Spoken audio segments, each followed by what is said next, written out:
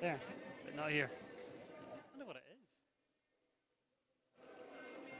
Maybe tomorrow we turn right. Oh, no, for Sunday.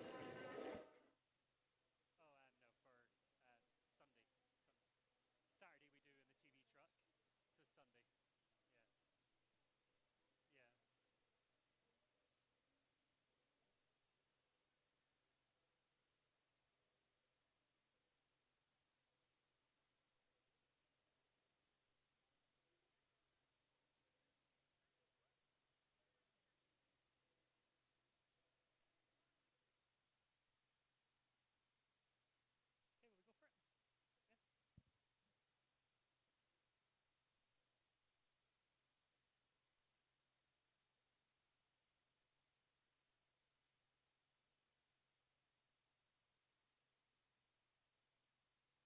So Sunday. Yeah. Well, hello and welcome here to Puebla, Mexico. We're getting set and ready for the first of our live stream international competitions that are going to be brought to you on Facebook, on YouTube, as well as Clip My Horse. But there's been so much sport to enjoy already over the last few days. But we are setting ready to get underway here. Just taking a quick look at the start list. We've got some great riders actually coming forward. A real varied field. Many nations in there. You know, you can see on the start list, obviously plenty from the home nation. We've also got Chile in there, Guatemala, Great Britain is here, we've got Brazil, we've got one from the USA in there as well. So it's going to be a good field coming forward. It is a jump-off format, so any tie for first place after round number 1 will take us to that single jump-off against the clock, where time breaks all ties. And great to have so many people joining us from around the world watching as well. Just give me a quick look at the comments on YouTube. We've got Rainey watching in Australia, Tildy's watching in Denmark, Horses Are My Life from Croatia, Potatoes in the UK, who else have we got? Lost NTX from New Mexico, and Alyssa from Austria, all joining us here on the FEI YouTube channel. Hi to Judy Burns as well, who says, hi Adam, look forward to another great event, and she's watching from Florida. Bet it's nice and sunny down there as well, Judy. But as I mentioned, it is a jump-off format here this afternoon. So, you know, we're going to see all our athletes come forward in the first round. We're bound to get a jump-off with 44 in it. But all those that will be tied for first come back. They compete against the clock over a shortened course. And it's going to be an exciting one when we get there. But lots of excitement to enjoy before then. Our course designer at this one, Marina Azevedo, our only Olympic-level course designer that is a female in the whole wide world. She's a level 4 international course designer. She knows the venue well. You know, we've seen her here before. So we look forward to seeing what she has in store for these athletes as they come forward in this first round of competition. And of course, this weekend, there's plenty of sport to enjoy, but we are working our way towards the Longines FEI Jumping World Cup Puebla. It's the second last of the North American League qualifiers. So a lot of the athletes we see here this afternoon will be coming back and will be performing in that World Cup with us here on Saturday. Any questions, any comments, stick them in the comments box below if you're watching on YouTube or Facebook Live. If you're watching anywhere else or you just fancy doing it, you can also follow me on Instagram. Just search for Adam Cromarty and you can send messages on there as well. But it looks like we are about to get underway here. Best of luck, of course, to all involved. And it is going to be Andrea Hacimoros and Laregia de Valhenre from Mexico that is going to be getting us underway here in this first round of competition. This is a 14-year-old mare. It's a Self-Rancé by Quite Easy. Andrea jumped this horse here last week in the 140s, 145s. It's a horse she's had for a couple of years now, about 2.5 years. But let's take a quick look at this partnership as they get on course. So we start over this Horse Logistics Oxer, a little bit of sending. From here, left-handed, coming back round to the vertical at 2. Then it's right-handed as you land here, and you kind of head towards the long side, just in front of VIP Hospitality, over this wall that comes quite early on in course. Bit of a bending line now. down to a related test. The ox are coming in at fence number 4, 5 strides. Then you're up towards this vertical at 5. A little bit of a skinny one, going to be delicate, and it does come down. Left-handed now to the double, 2 strides in here. So oxer, 1, 2, and then out over that vertical. Then it's left-handed as we come down towards the oxer at fence number 7. A little bit square, that one. Front rail comes down. 7 strides down towards the vertical at fence number 8. And then bending back round here. Oxer at 9, 4 strides. Double through 10A, 10B. First part comes down, so we're on 12. Left-handed to the World Cup fence there, fence number 11. Rolling back round here towards the 3rd double on this course. 12A, 12B, second part coming down there. And then we are going to finish over this tiny, tiny plank at fence number 13. She comes home in 82.18. 16 faults is going to be the score there for that partnership that does get us underway here.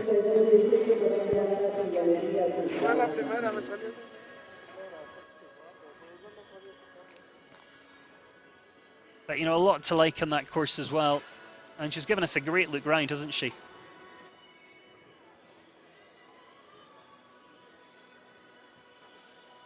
Bernardo Novelli and Golacelio coming forward next for Chile. Chile is the name of the horse, a 10-year-old stallion, this one. This is a rider we've seen at the Pan American Games in the past. Let's see what he makes of this course.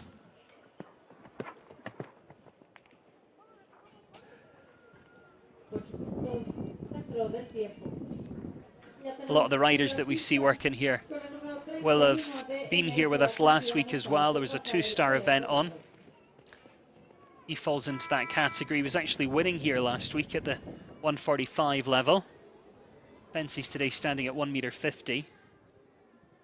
And Bernardo brought this horse out on the FEI circuit as an 8-year-old. So the horse is 10 now. And actually, I remember seeing him jump this horse here last year. Had a rail or 2 down, looked really promising, but they've been building up that consistency. As I said, you know, a great win last week here on this very stage. The horse knows the arena, knows the surface. And to be fair, they all jump quite well off this surface, don't they? Really pinging off the floor.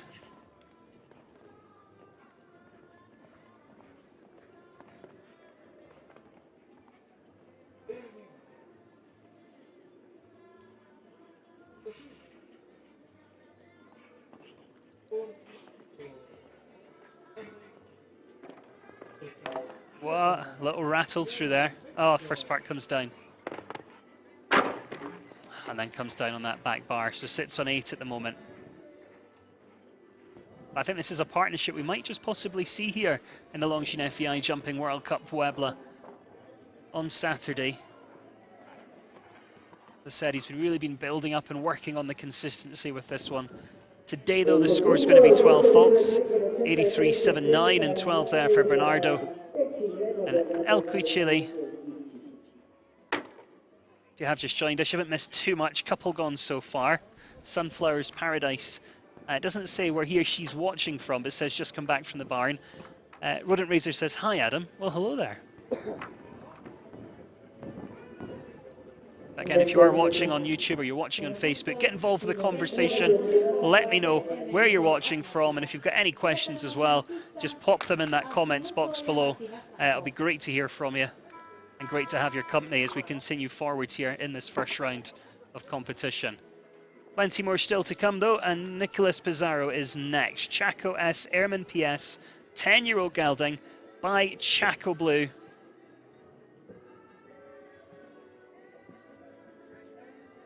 You can see Nico just taking his time, getting the horse nice and relaxed, waiting for everything to be as it should be. And then he'll get round to executing his plan here. But Nico's a rider that, you know, we all know, not just here in Mexico, not just in North America, over in Europe as well. He's an Olympian that's been to the Pan American Games, he's been to the World Championships. And this 10-year-old gelding, I mean, I mentioned it's, you know, by Chaco Blue. It's out of a Conair mare. It's got some great lines in there. And Nico started jumping this horse last March. And Spent quite a bit of time in Europe over the summer. Jumped some nice clears at Dublin, placed at Valkenswaard. Then ended last year at Thermal in California, placed there. And then last week started his 2024 campaign here in Puebla. Finished 5th in one of the opening competitions and then just had a rail in the Grand Prix. I think this horse is one that will be Nico's type. It's got plenty of blood, very gymnastic, quite a modern type. It looks like one of these horses that kind of gives you a good feeling in your hand. It's almost taking you to the fence. It looks like it's got a bit of adjustability as well. You know, Nico can take that check, the horse is listing, it comes back to him, and he can relax his hand and let the horse move forward. Making a nice job out there.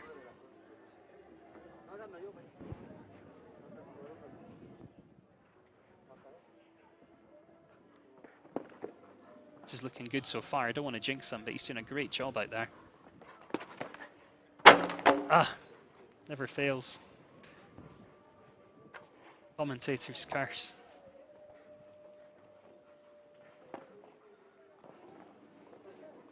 Who knows, maybe a fast 4-fault round could just pick up some money in this competition. We'll wait and see. 80.53 finishes up on a total of 4 there. Nicolas Pizarro, Chaco S Airman PS for Mexico, 80.53 and finishing up on the 4 faults.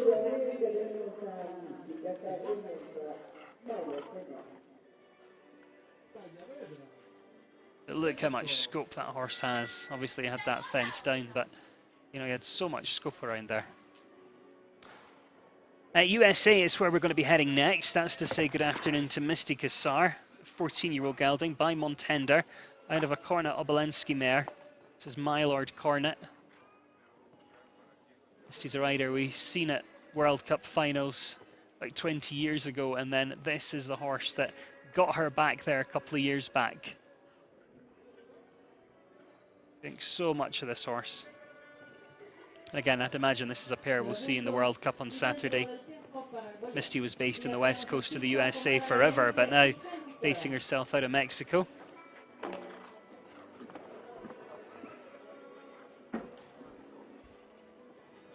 Having an early rail today, but put in a stellar performance last week. Finished top 10 in the Grand Prix. This horse is known as Tom in the barn, and it's quite a unique ride, but it's one that Misty gets on with really well. Misty took over the reins from Harley Brown about 4 years ago.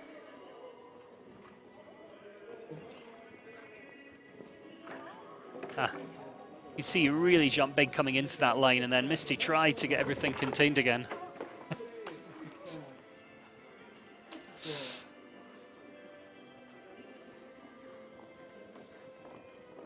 Sits on 8 at the moment. You see that blood just really having to be contained, but Misty does a good job down to the final fence, but because she was having to take a little bit of checks here and a little bit of checks there, it has caught up with her. So 8 jumping one time, total of 9 and 85.30.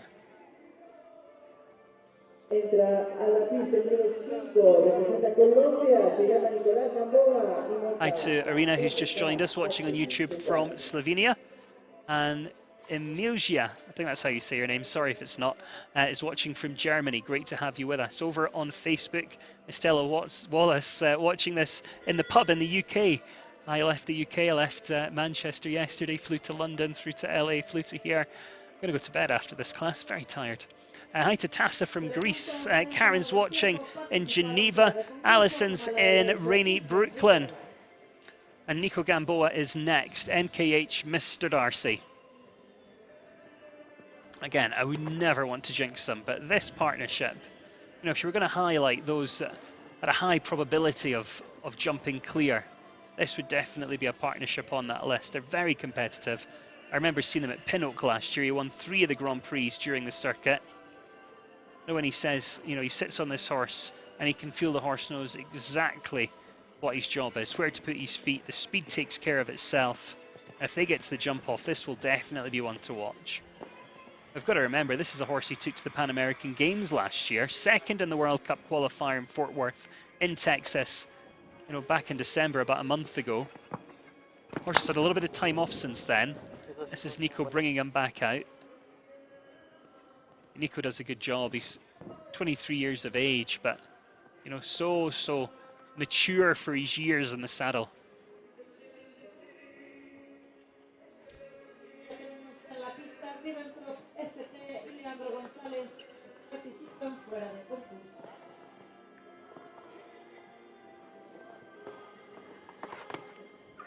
Oh, Nico. That's got a few of them out, actually, hasn't it?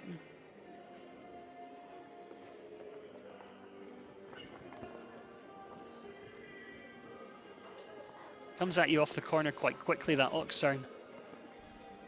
That was a shame because, you know, wasn't that a nice round? Finishes up on 4 faults, 79.31 there for Nico Gamboa, NKH Mr. Darcy representing Colombia. I could almost guarantee that'll be a partnership we'll see in the World Cup here on Saturday. So definitely keep an eye out for them. Javi says my favourite rider is Nico Pizarro. Oh, we've seen him already. Might have another horse. I'll have a look at that start list for you, Pavi, in a second. Hi to Hannah Butler, who's watching on Facebook Live from Scotland. That's where I'm from. My parents still live up there, so I try and get up as much as I can.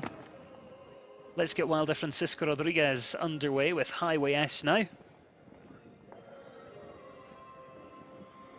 This is a family with, you know, deep equestrian history. His dad coached the country's Olympic eventing team. The whole family's still involved in Guatemala, running a riding school there. This is a horse by Clearway. This is a horse he took to the Pan American Games. He was 8th in the Grand Prix here last week. Placed in some other competitions as well. Since he was at the Pan Ams, this horse had a little bit of time off, a little bit of a rest. And these competitions over last week and this week is the first time we've seen him bring the horse out internationally since then.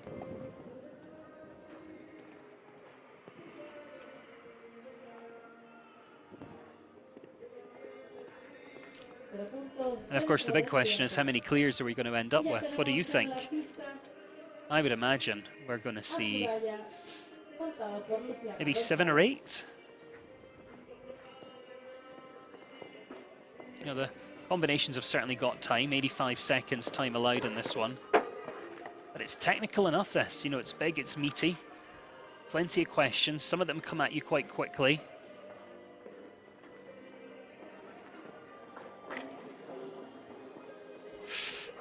Oh, that's got to be heartbreaking. To be clear all the way around. So close to home. And then one single fence comes down. Wilder will finish on the 4, 84.18. So at the moment, 3 tied at the top on 4 faults. But we're going to see some clears, aren't we? I would imagine so.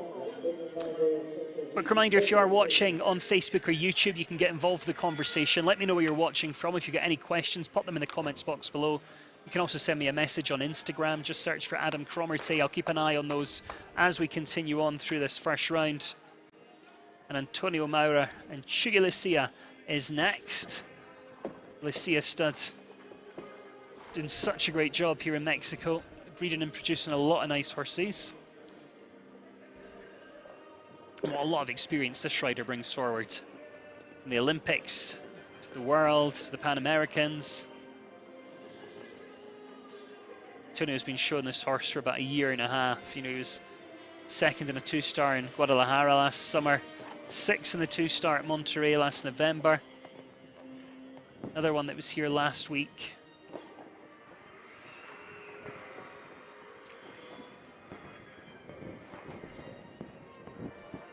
We talk a lot about adjustability, and you can see that's definitely here with this horse.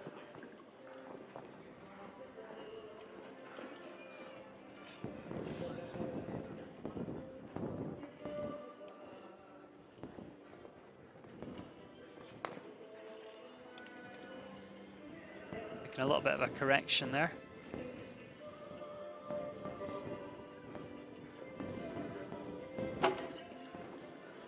I thought he got away with that for a second. Oh, and that one comes down. It's a bit like a boulder rolling down a hill, that line. You know, it's very hard to stop that energy that gets carried forward. Once it's there, it's there. There's not really a lot you can do.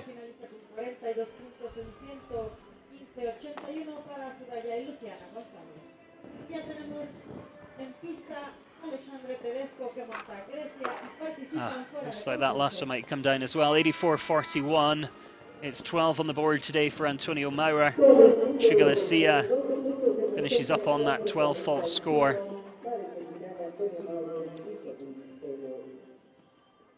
Hi to Alice Barrow, who's watching in New Zealand.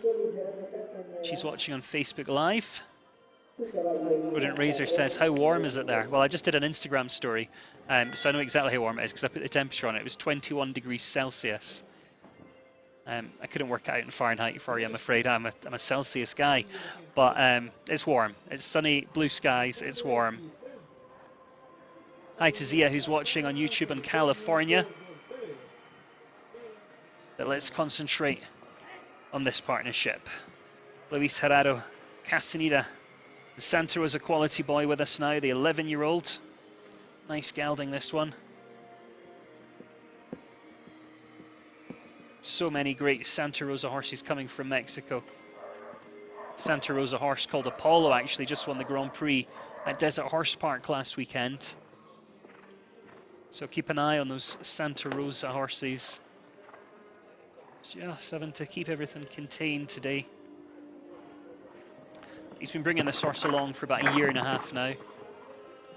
I saw Lewis with a horse at Spruce Meadows over the summertime. He was placed in the 2-star there. It wasn't with this horse actually, it was on one called Quality Boy when I saw him there. But this horse was second in the 2-star in Guadalajara last year. You just having to take little checks here and there and just getting there with a little bit too much energy at times. And that comes back to the adjustability that we were talking about earlier. You want that feeling that when you get your leg on, the horse gives you that impulsion, but as soon as you take a check on the rein, it can kind of shut down a little bit. You could see him trying to take a check, but the horse just kept kind of bounding forward there. And when you have to keep taking little checks and adjusting, it does add up and the time faults start to feature. So 19 total, 87.10, time allowed 85 seconds here. Heads down into 8th place at this early stage here in the first round. Hi to Lexi Luker, who's watching from work in California. Michael's in Denmark with us as well. Gavin Scripted says, can I wish his mother Kerry better, who's in hospital and recovering. Oh, I hope she's okay, Gav. I hope she gets well. And I'm glad she can still enjoy the sport from hospital. It's a great thing about live stream. You can kind of watch anywhere, can't you? It's great to have so many people almost around the world. And people have converted. I told you it was 21 degrees Celsius. Ava and Rodent Razor have been on the case. Somewhere between 69 and 70 Fahrenheit here, which is kind of perfect conditions. Luis Alejandro Plasencia in beautiful red now, 15-year-old. This one by Casal.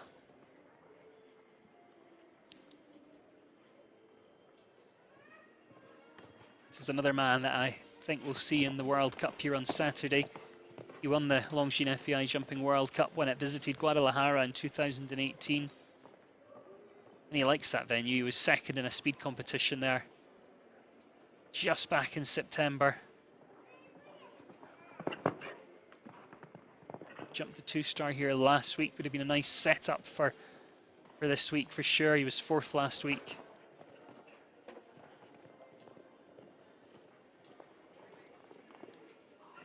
This is a nice modern type. Quite short coupled. Got the energy.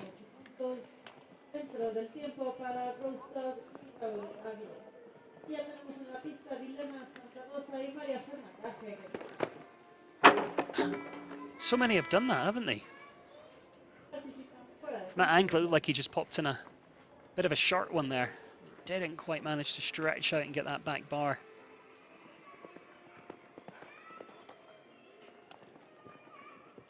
$83.51. We could easily have had 5 or 6 clears by now. There's been some real hard luck in there today. But Luis Alejandro Plasencia will finish on the 4, 83.51. And although it actually says on that graphic he heads into 3rd place, strictly speaking, at the moment, that is not true. He might be the 3rd fastest, of the 4 fault rounds we've seen, but we don't have a clear yet. So we've got 4 tied on 4, and that means they're all tied equal first at this stage. They would go to a jump off if we don't see a clear. I don't think that'll be the case though. Patricio Pascal coming next. Chakalu, PS from Mexico. Patricio won the Akita Drilling winning round at Spruce Meadows with this horse during the summertime of 23. On the 5-star Nations Welcome in Thunderbird in June. That was Chakalu's first 150 win. Although this horse is a 10-year-old now, Patricio started riding him during his 7-year-old year, and he's really worked hard, to build up the confidence. And he's just moving him up and progressing on to real kind of big top drawer competition now. He's been really patient, but he's come on so well. He really covers the ground, this horse. Patricio's another Olympian.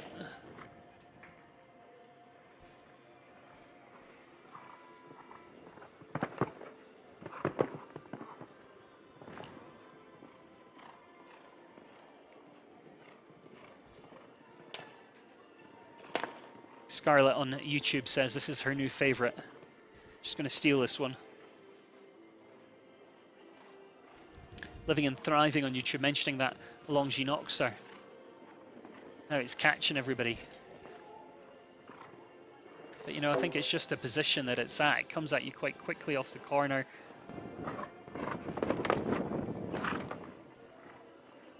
A couple of them maybe just anticipating that left-handed turn as well. Then on screen it looks like you've got all the time in the world, but actually, when you get out the corner, it's suddenly there.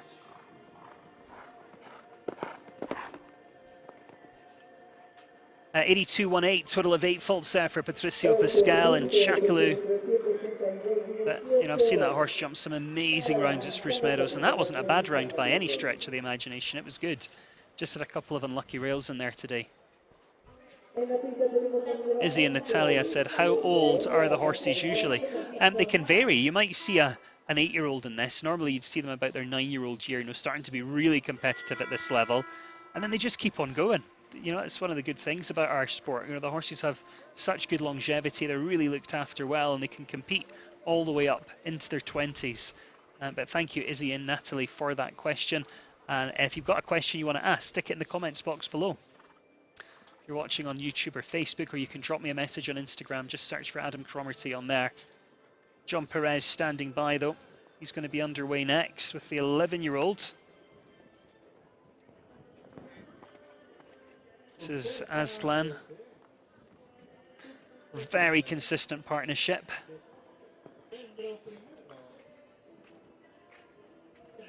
He's a great rider. We've seen him at World Cup finals in Leipzig. He's done the Pan American Games on 3 occasions. I think it was 23, 2011. If I remember, I think 2006. Another one I saw at Spruce Meadows in the autumn. Had quite a few top 10 finishes in the 2-star divisions there. They really are consistent. And I think that's one of the things in our sport that's just so important. It's better to finish 2nd, 3rd, 4th every single week than have a win once in a blue moon. That consistency is so key. Whether it's for the prize money, whether it's for world ranking points, or just for your own results.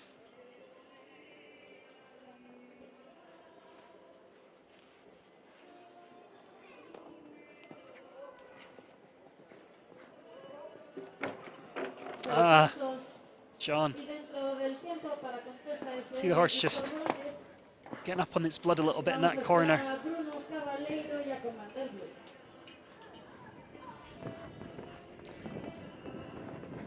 The sport here in Mexico just continues to build.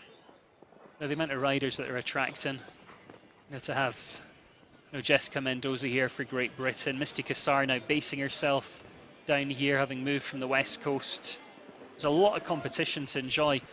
But today, John Perez finishes on the 4. Heads up into equal first.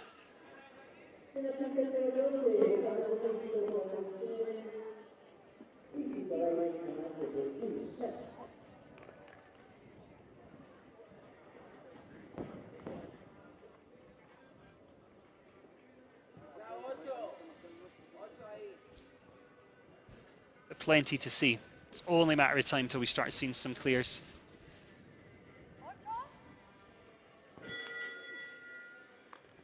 Leva's watching from Northampton in the UK. Noah's watching from Liverpool.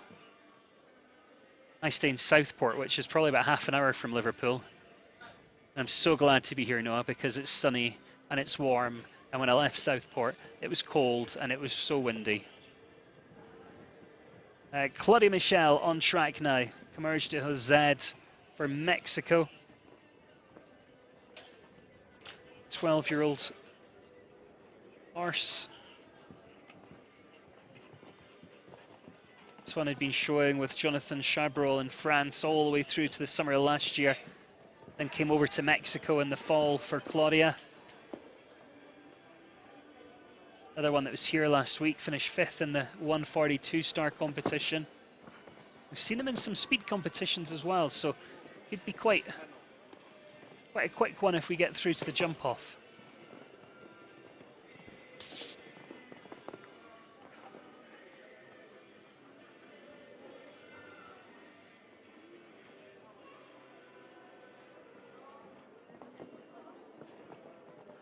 Oh.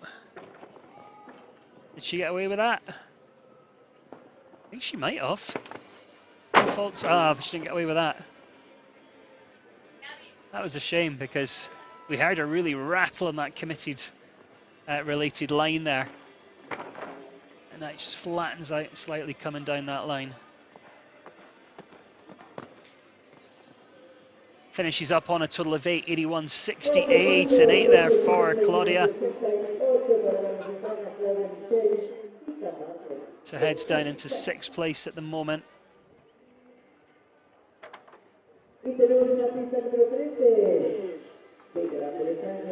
That's been the fence to watch, isn't it, so far? That Oxer on that short side on the corner there.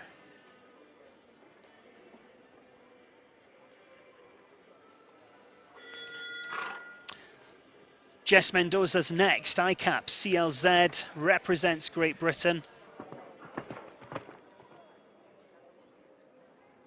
This is a horse we saw in Fort Worth, Texas in December. Since then, the horse has had a little bit of a rest, but Jess has been shown her other horses in Wellington to start the season. This is such a top horse. 2nd in the World Cup in Toronto. And she had a great event there. It's one of my favourites on the indoor circuit for sure. And she was 2nd in the McKee Family International Challenge, 10th in the Big Ben in Toronto. Then, as I mentioned, you know, went into that World Cup and finished 2nd. Then went to Fort Worth, had a 3rd, 6th and 7th at that event. She was 4th in the 4-star welcome at Kentucky. I mean, what a year. Jess was the reserve in the Olympics at Rio.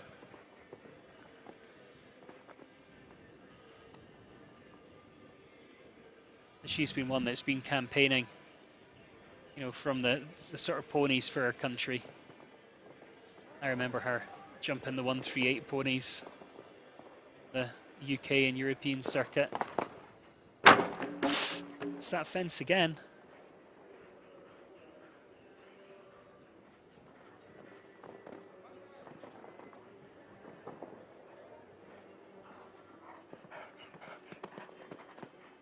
Wasn't for that fence, we'd have had a jump off by now.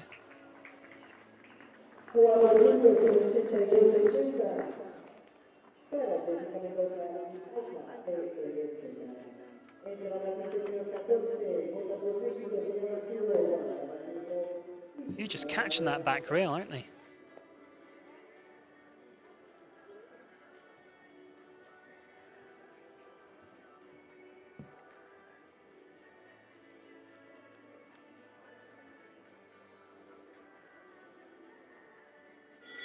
Hi to Diane, who says she's enjoying watching the jumping from Port Elizabeth in South Africa.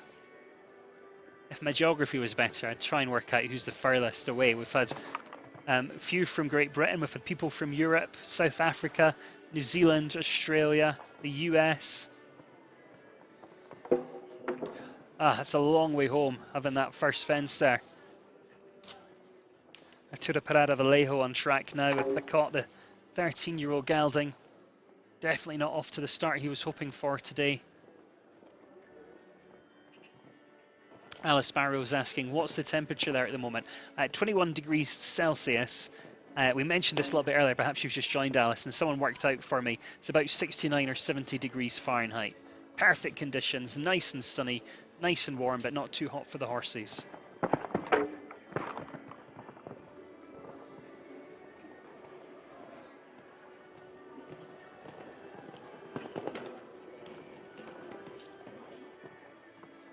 Eva's saying with these greys how difficult they are to keep clean, and it's a lot of purple shampoo. Scarlett's agreeing with her on the YouTube chat. And I think, you know, Arturo's experienced rider that's going to take a lot out of this round. It's been a good fact-finding mission. Certainly not been the afternoon he planned.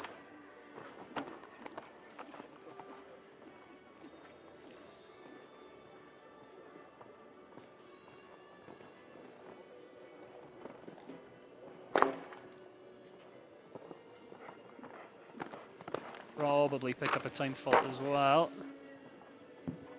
Yeah, 86.04 with jumping and time faults. Total of 26 for Arturo Parada Vallejo of Mexico with Picot. 14 combinations gone so far. About 30 left to come here in the first round. Huge thank you once again to everyone that's joining in, whether you're watching on Facebook, whether you're watching on YouTube, or of course around the world on FEI TV, powered by Clip My Horse. And Bruno Cavallero Rebelo is next, a 12-year-old by Verdi, Herbath B for Brazil.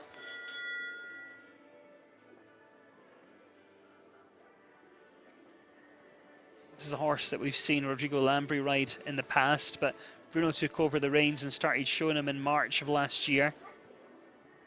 Another one that was here last week in the 2 stars. Placed in Lerma back in November, and Querétaro as well in their speed competition.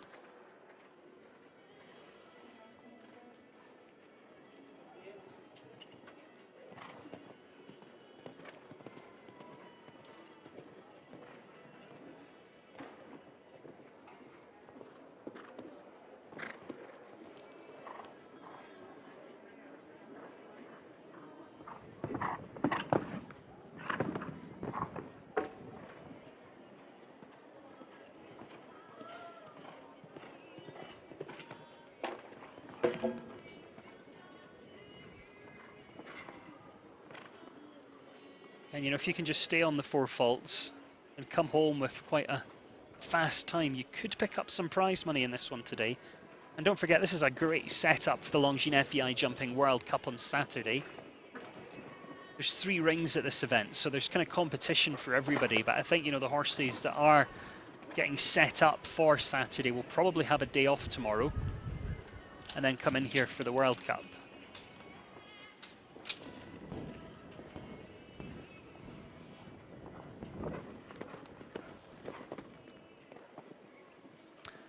84.97. Going to be the steadiest of the 4 fault rounds we've seen so far. Again, the rank you see on your screen, it is showing you where they would sit based on the 4 faults and their time, the way that it works. So because we don't have a clear, all those on 4 faults are actually equal first at the moment. And if we didn't see a clear, then they would end up jumping off. But again, I don't think we're going to be in that situation. You know, with what, 29 left to come. Living and Thriving says jump-off's looking unlikely. Well, at the moment, it would be very likely we'd have 7 on 4 faults going there. But I still think we're going to see, what, 7 or 8 clears. But hey, I could be changing my mind as we move through. Manuel Gonzalez de Frey with us now, with a 17-year-old, Orntessa van der Lervec. there by Corland. Manuel's another Olympian. Also gold medalist in the 2017 Continental Games in Guatemala with this horse.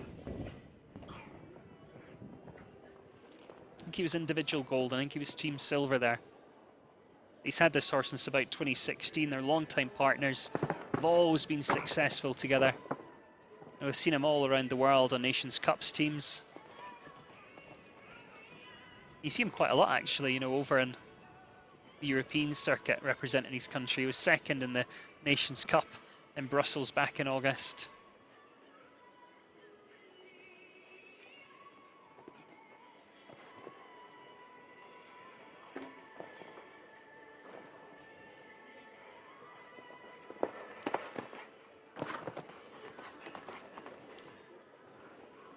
This has been a nice round so far. It's had to work a little bit at times, but that's what it's all about, isn't it? You've got to have that natural feel. You've got to know what's going on underneath you. Like there, you could feel the horse being quite strong to the last. He took a check, kept the energy contained, and it's job done. There's our first clear. 79 seconds, clear all the way. Manuel Gonzalez de Frey for Mexico, one for the home nation, giving us that first clear here. So now we've got the one clear, it's game on. We need another to guarantee us a jump off. And now we can look at the times for those 4 fault rounds, because that's what's going to be the decider for the best of the rest. So Nico Gamboa, the fastest of our 4 fault rounds, in second. Nicolas Pizarro in third. Jess Mendoza in fourth.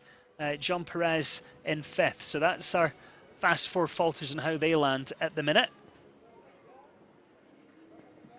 Francisco Pascual Vega coming forward next with a 14-year-old stallion by Diamond de Semi. This is called Dominant 2000Z. He's been a great horse for Francisco now for about 3 years. You know, all the way through the young rider competitions and up to 4-star level. We're 7th last week in the Grand Prix. Went to the North American Youth Championships in Traverse City last year with this horse. Finished 5th individually. We've seen him in the big 160 Grand Prix at Spruce Meadows in Canada last June. They've just done so much together. The horse comes with experience and they've really got to know each other so well over the years.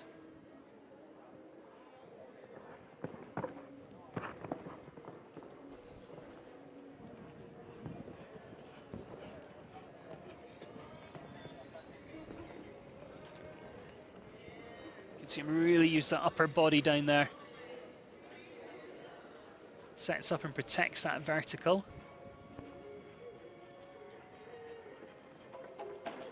Back bar, and then really has to hustle to get down through here. Now what can he do to come back into this oxer? Yeah, good correction there, wasn't it? Fastest 4 fault round, we've got 79.31. Not going to be that fast. Oh, just fights a little bit down to the plank. Let's have a look. 82.51. Going to head into 4th place. Francisco Pascual Vega and Dominant 2000Z. 1 rail, 82.51. Finishes up on the 4 faults. Hi to Vera Thompson, who's watching on Facebook Live. Heather Piat Fisher says, hey Adam. Hey Heather, good to have you watching. Hi to Max, who's watching in the USA. Hey to Scarlett as well, getting involved with the conversation on YouTube. And if you are watching, do get involved with the chat. Let me know where you're watching from. If you get any questions, any comments, stick them in that box, and we'll get Andre Gonzalez de Frey underway. Can't resist. This is rider. 12-year-old gelding, this one, by Kornat Obolensky. Last week's Grand Prix winner here in Puebla. So that should certainly give them some confidence as they come in. He's been riding this one for about 4 years now. They know each other very well. They've had lots of success internationally, Mexico and in Canada.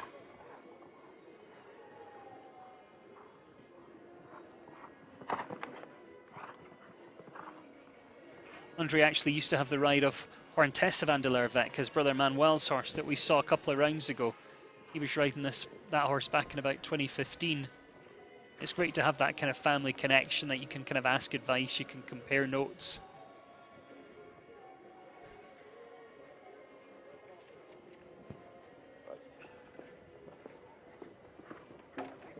Oh. Real committed line, that one.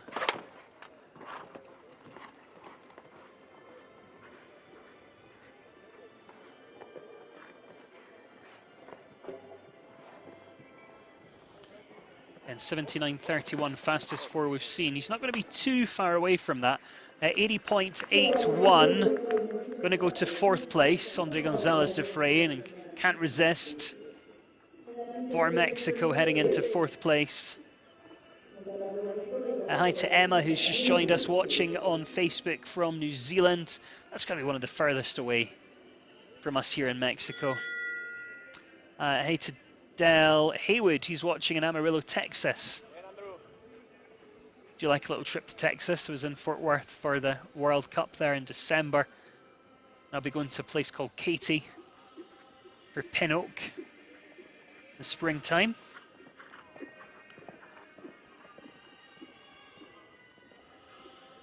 Fian says, watching from the Netherlands, are there any Dutch riders? There aren't any Dutch riders. We've got so many nations here. I think more than ever with Great Britain here, the US, Brazil, Mexico, Argentina. The list goes on, but no one from the Netherlands.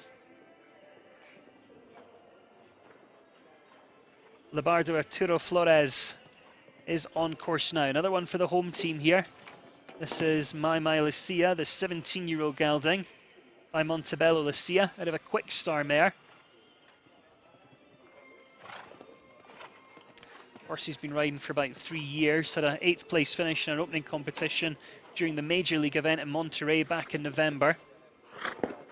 Some other placings during the year as well, but this horse is 17 years of age, so really loving life, loving the job. I know someone earlier on was asking what age these horses are, and we've seen some young ones that are coming through, starting to get that experience. You know, the 8-year-olds, the 9-year-olds, now you've got the kind of 17-year-olds and older. You can see they still really have so much enthusiasm for the job.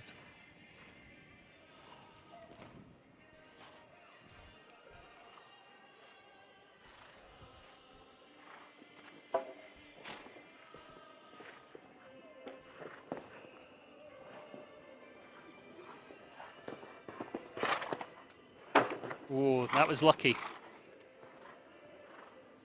We know so many others in the competition that have done just that and haven't been as lucky. Catches up with them there. You have to get those reins back, get organised for this tiny plank. 87.63, we're over the time of 85 seconds, so it's going to be 15 in total there for Leobardo, representing Mexico, My Lucia. A lot of people on the YouTube chat commenting, you know, how many nice horses there are and the ones that they want to steal. And over the past few years, you know, we've really seen Mexico add to the string of horses that they've got available. A lot of talent coming up through the grades as well. Hi to Karen, who's watching in New York and has just sent me a message on Instagram. Don't forget you can do that as well. Just search for Adam Cromarty. Find me on Instagram. You can send me a message on there. I'll keep an eye on my phone as we progress forward through this first round.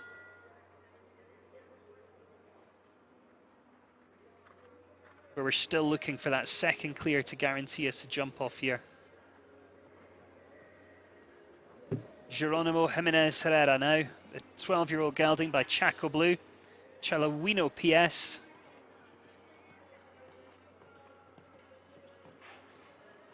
Again, placing here last week. Rodrigo Lambri used to have the ride on this horse, and then Geronimo took over the ride about a year ago. Very quickly had quite a few top 10 finishes. 4th in the 3-Star Classic in San Miguel in October.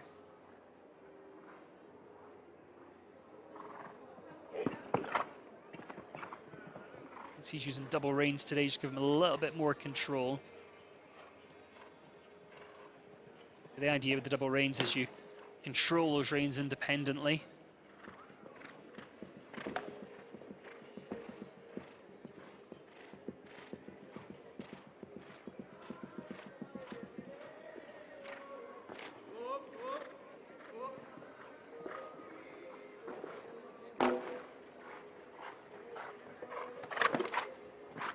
Using his voice, using the reins, but still occasionally just not quite listening.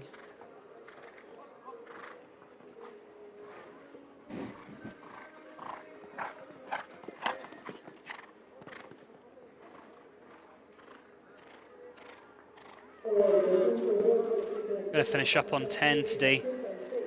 86.23 for Geronimo Jimenez Herrera, representing Argentina.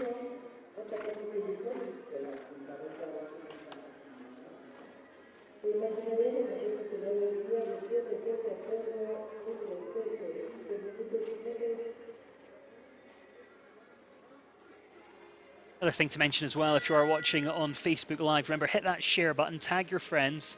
If you're a member of any equestrian groups, please do share it on there as well. Let them know that they can enjoy all the action from here in Puebla, Mexico. Joycelyn's just joined us on the YouTube chat, saying hi, everyone. Marge says, I'm doing well, the snow is melting. Nicolas Pizarro back with us, Mamacita for Mexico. Again, we saw him a little bit earlier. He's one of the most experienced athletes that you'll find. Been to the Olympic Games, been to the Pan American Games in Chile. Currently ranked 29th in the Longines rankings. And it's not just, you know, in this part of the world we see him jump over in Europe. End of the year in the west coast of the USA at Desert Horse Park. Picked up a top 6 finish there with this horse.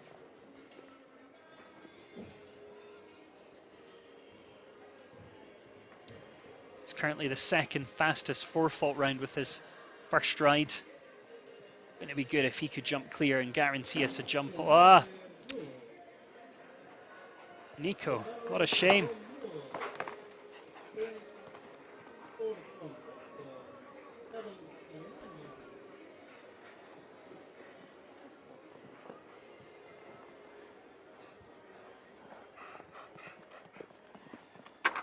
He's going to finish with a good time, 81.63. Where's that going to head? Probably about 5th place. Yeah, into 5th there for Nico. Nicolas Pizarro and Mamacita heading into 5th. Still just the one clear at this stage.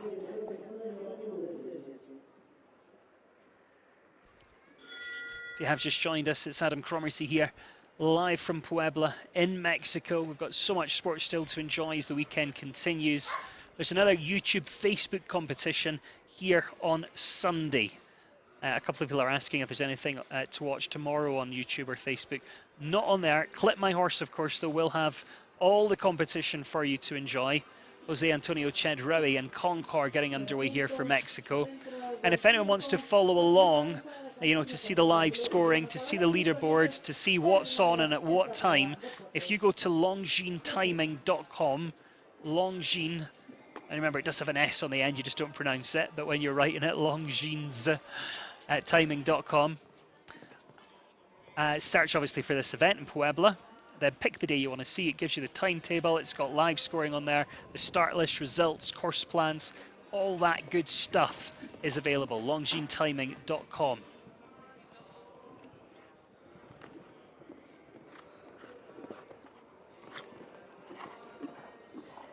Jose's a rider we see all over the place with a different horse. He was on Nations Cup duty in Brussels in August where the team finished in 2nd, but while he was on that European tour, he also showed in Saint-Tropez and Dublin, and this is the newer horse for him. Started competing in last November. Came over from the Netherlands in about 2020. Javier Fernandez was the previous rider. He had some wins at 2-star level in Guadalajara over the summertime. This is another Olympian. Again, if a search the memory bank. I think it was probably 96 in Atlanta, and then it's a little bit later, I think 2008 in Beijing.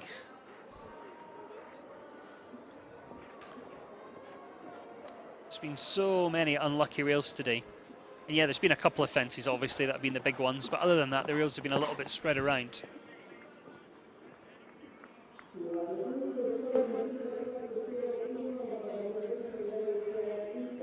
He's going to finish up on 4 faults. Just having a look at that time, a little bit steadier, pushes him down into 10th place, into 10th.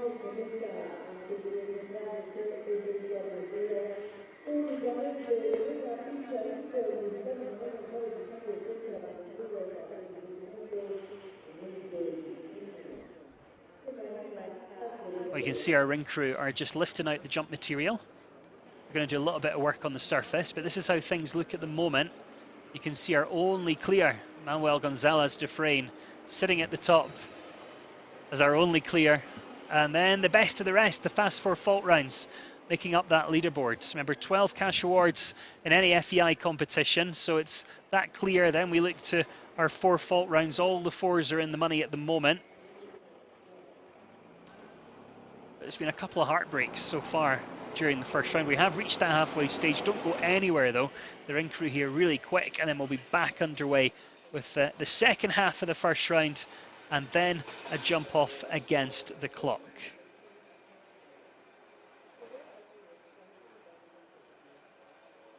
Again, do keep those questions coming in on YouTube and Facebook if you've got any comments, anything you want to know about the show, or if you just want to say hello and let us know where you're watching from, you can get involved and do that as well. It's great to have some people from watching around the world.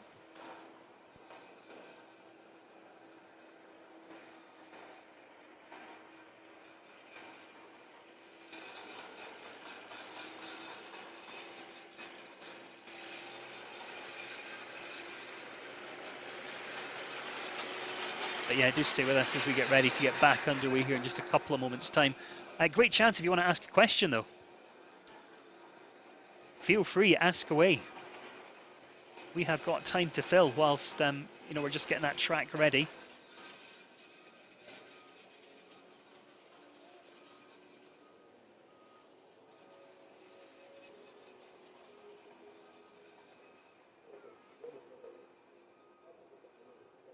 Hi to Jean, who says hello. Jose is watching in Uruguay. Barnish says, beautiful day for a show, watching in Quebec, Canada, where it's freezing rain. I just left the UK yesterday, and I really feel your pain. It probably wasn't quite as cold, but it was so windy and wet, and it's so nice to be here in the sunshine. Cesar is looking forward to seeing Nico Gamboa, who we saw a little bit earlier. Jan's watching in France, John's in Austria, Alison in Canada. Vibka, I hope I got that right, is watching in Norway. Mina from Sweden. And Kim, who's watching in Mexico. This is a lovely part of Mexico we're in. It's called Puebla. There's actually an active volcano, which you can see from the kind of VIP hospitality side looking out. So keep an eye. We'll see if we notice it. There's a little bit of smoke coming out. And yesterday it was quite active, and you know, people down in Puebla were noticing ash on their cars. But it's active every time we're here, and it's a great talking point. And I know people that come here for the first time are always a little bit surprised. But Puebla's got a lot to offer. And this is a real nice venue, and I think that's why we're starting to see more and more nations come over. People like Jessica Mendoza from Great Britain's here, Misty Cassar, now based in Mexico.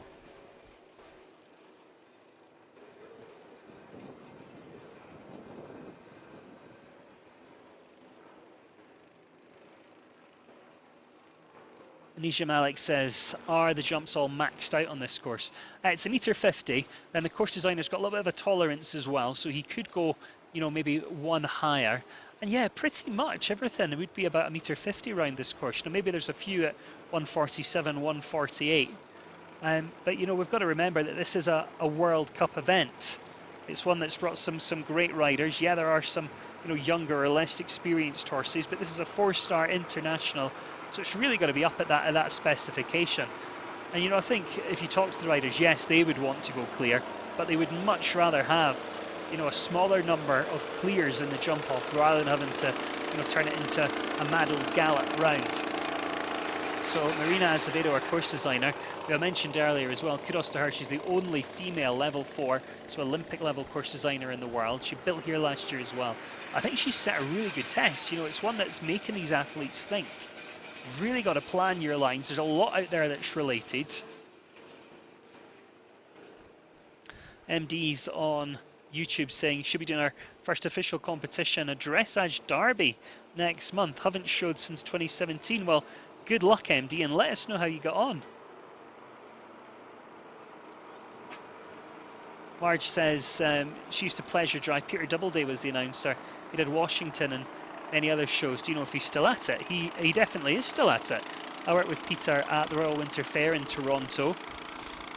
I know he's maybe not doing quite as much as he once did because, you know, he was at it every single week. So he's maybe cut down a little bit, but yeah, still very active. He'll be down in Wellington, I would imagine, at the moment at the Winter Equestrian Festival.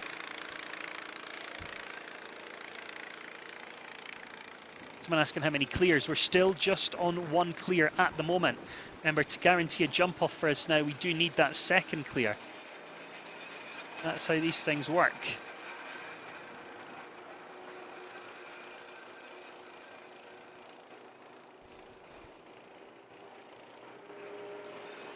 Final bit of water and work going on out in that arena, and then we'll be back underway here for you.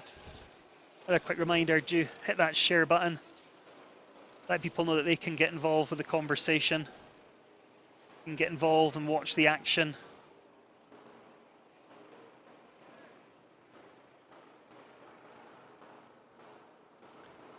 Today and Forevermore says greetings from the east coast of the USA. Good to have you with us.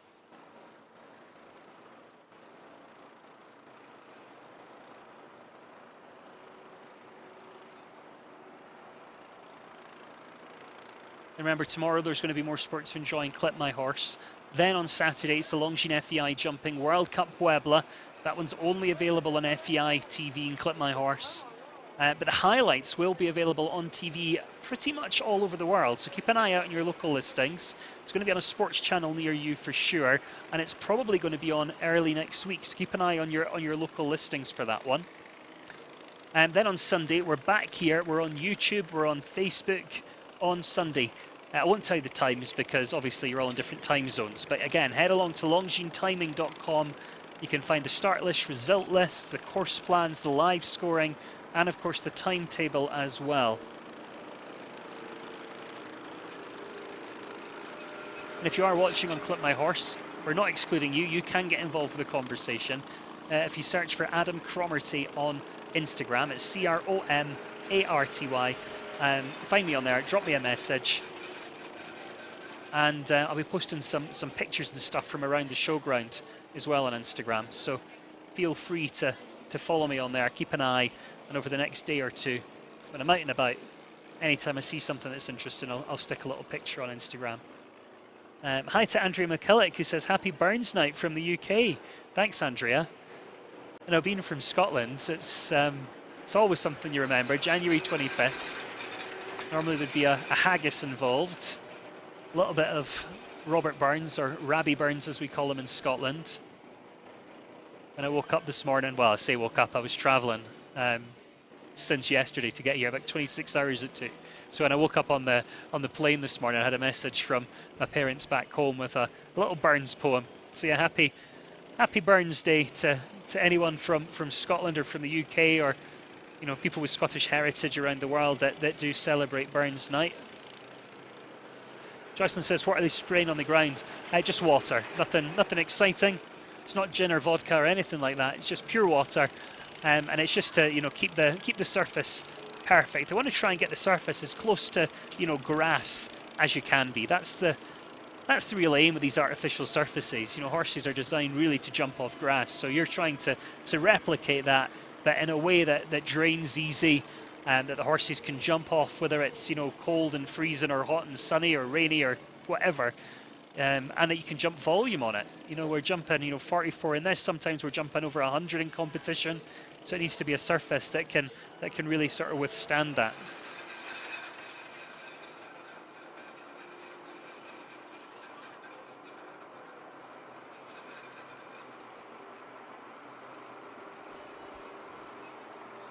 Our next one just making their final preparations in the warm-up. And then we are going to be back underway here. Thanks again to everyone who's sticking with us during the break. Do grab a quick drink if you need to. Alice said, how many classes are going to be live on Facebook today? Just this one, Alice. I'm sorry, it's just this one. You can have too much of a good thing. But we will be back live on Facebook on Sunday. Again, don't want to tell you the times. You're all on different time zones. Longines timing, though, you will find you know, the sort of full listings on there.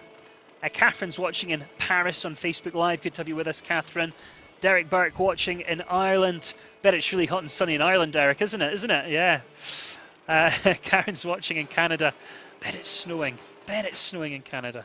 Got lots of friends in Calgary where I spend the summer at Spruce Meadows, and some of the pictures they put up of, you know, feet and feet of snow and just how cold it is.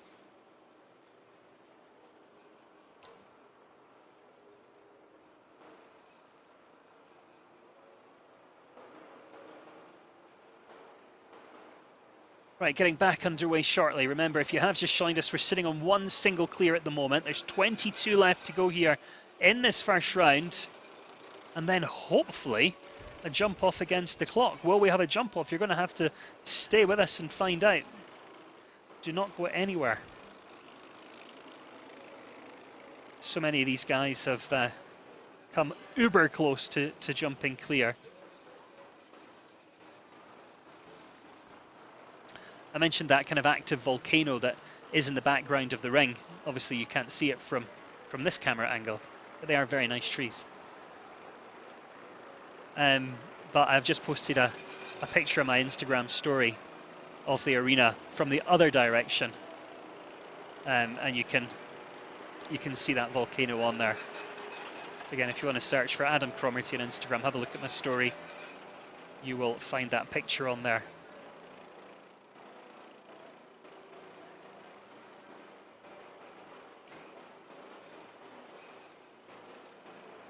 Quick shout out to our arena crew though, they do an amazing job. And they are just making those final preparations to get us back underway here.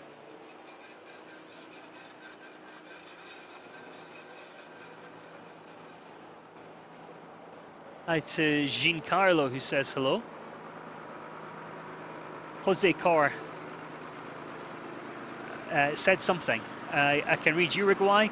I'm going to try the C translation button on Facebook to see if it will work here. Werner says, beautiful day for a show. Good to have you watching. He also says, is there any Canadian competitors this weekend? There's not. No. Got loads of nations here. You know, from Great Britain to the US, Argentina, Dominican Republic, Mexico, Guatemala, yeah, Colombia. Loads of nations. Hi to Shannon Kelly watching from Northern Ireland. Maria's just joined us watching in Poland. Jose, your message has just been translated to say he's watching in, I think it's Montevideo in Uruguay, and it's 30 degrees and sunny there. I'm glad you've got good weather as well.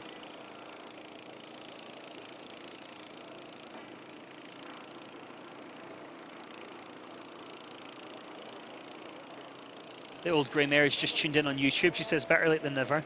Don't worry, we'll catch you up. We've seen half of the first round. We've only got one clear at the moment, and we're just about to get underway. Carla Lima's watching in Portugal. It'll be starting to get warm there, I would think.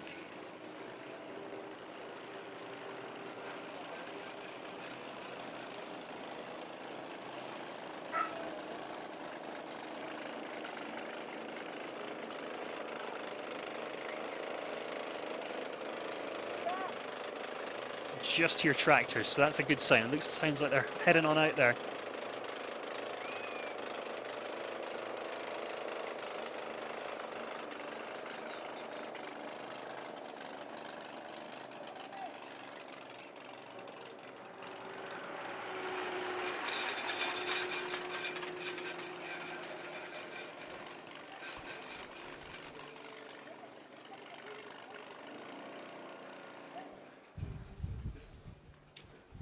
Sounds like the tractor's gone.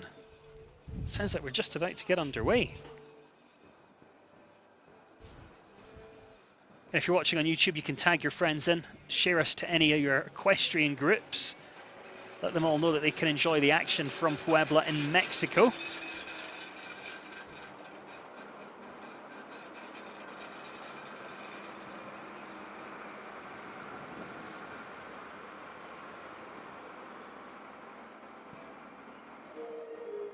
Horse My Life says, Adam, please can you tell us how you're called on Instagram? Yeah, it's just my name. Just search Adam Cromersey. You'll see the blue tick, and that's me. I think it's the same picture as I've just commented with on YouTube, if you're watching on YouTube. So yeah, just Adam Cromersey. It's C-R-O-M-A-R-T-Y.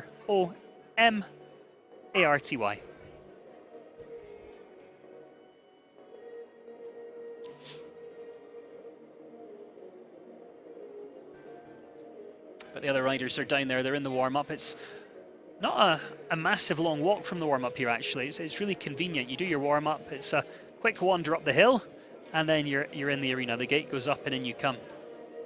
There's always a good atmosphere here, and I have to say, you know, even if you're a foreign rider coming here, they're still cheering you on. It doesn't matter if you're for the home nation or not.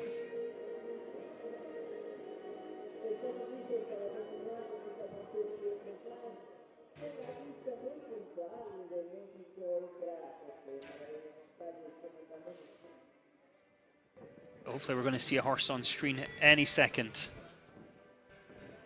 Heard the bell in the background, so that's normally a good sign, isn't it? Going to be getting back underway here.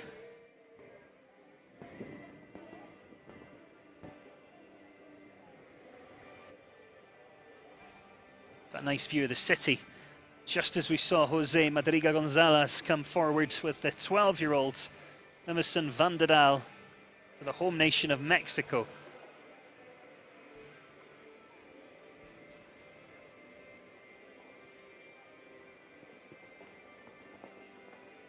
Is he going to be that second clear that will give us a jump off? We shall wait and see.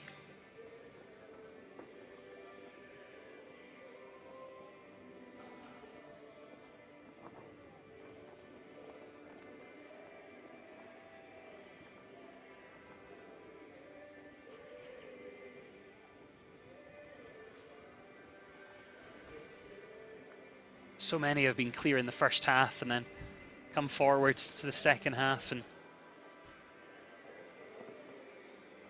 this is one that Jose's had for about a year now. They've placed here on this stage in the past. Competing here last weekend, so it's a good setup for this one. We've got to remember as well, you know, that's that line again, isn't it? There are 3 rings at this event, so it's a good one. You can bring your international horse, you can bring your national horse, so you've got a young horse.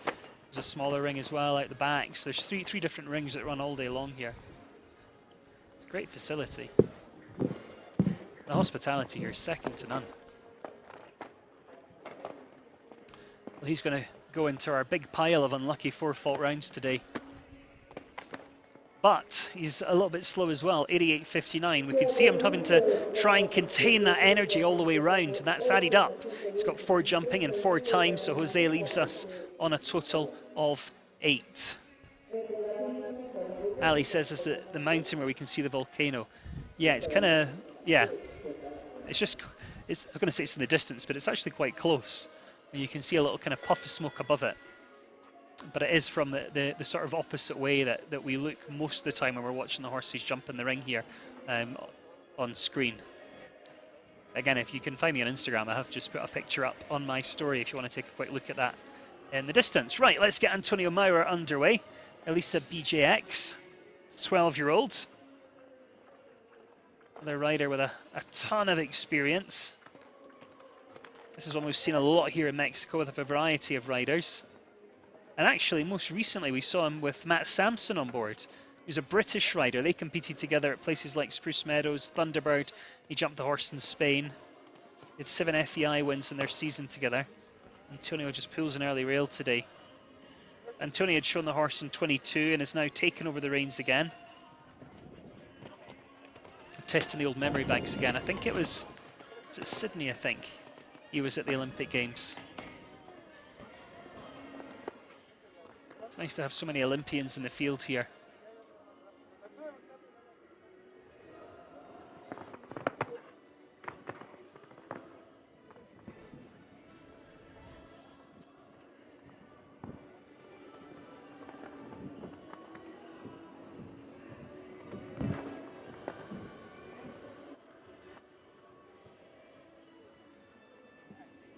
Just thinking about that time. 79.31 fastest of the fours. It's not going to be that quick though, is he? Oh, and then just rattles that rail. So sits on 8 at the moment. Oh, thought we'd lost him, but I think he's actually going to give a signal and say, you know what, this is such a good horse. I know this horse really well. He doesn't need the experience in the ring. I know I'm out of contention now because on 4 faults, you knew he was in with a shot for some money. As soon as you get to 8 faults, you know, it's really game over. It becomes academic today. So he does retire. Antonio Maura there. Very nice horse, though.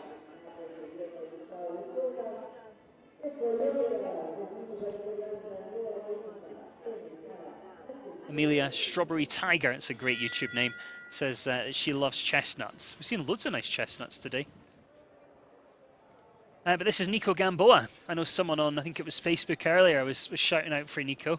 So you now get a chance to watch him go again. This time it's NKH Vittorio S that Nico Gamboa rides for Colombia. This is his second one in the competition. His previous horse was the one that we saw him ride at the Pan American Games. But this one he just started showing in Las Vegas towards the end of, you know, the year in November, and then took him to Fort Worth in December. Just missed out on a win actually at Fort Worth, finished second with this horse.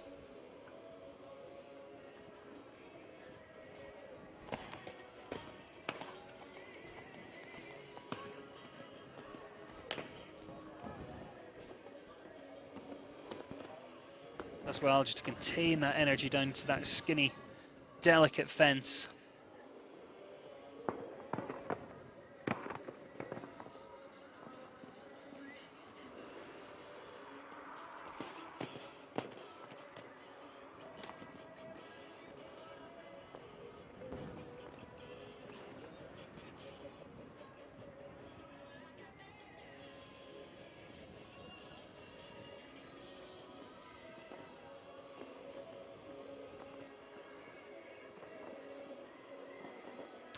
Keeping them in a nice rhythm all the way around.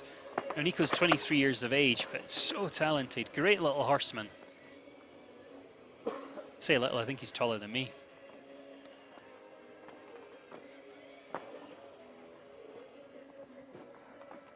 Come on, do we have a jump off here?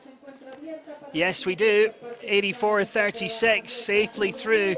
Guarantees a jump off for us in this one. Nico Gamboa for Colombia, NKH Vittorio S. So now 2 clears and we are off to the races a little bit later. That jump off is guaranteed.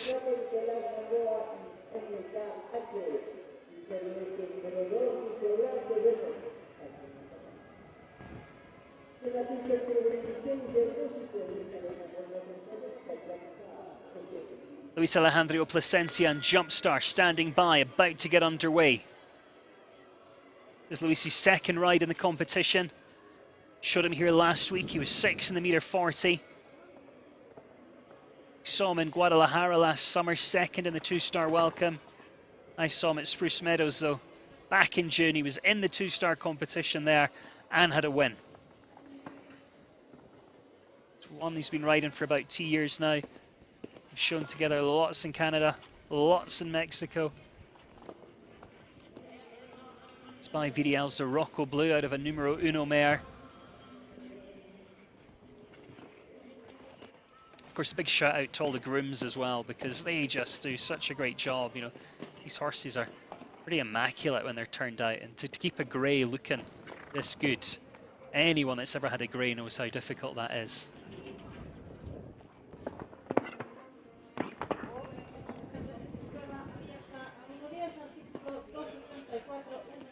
So we know we've got a jump off at the moment.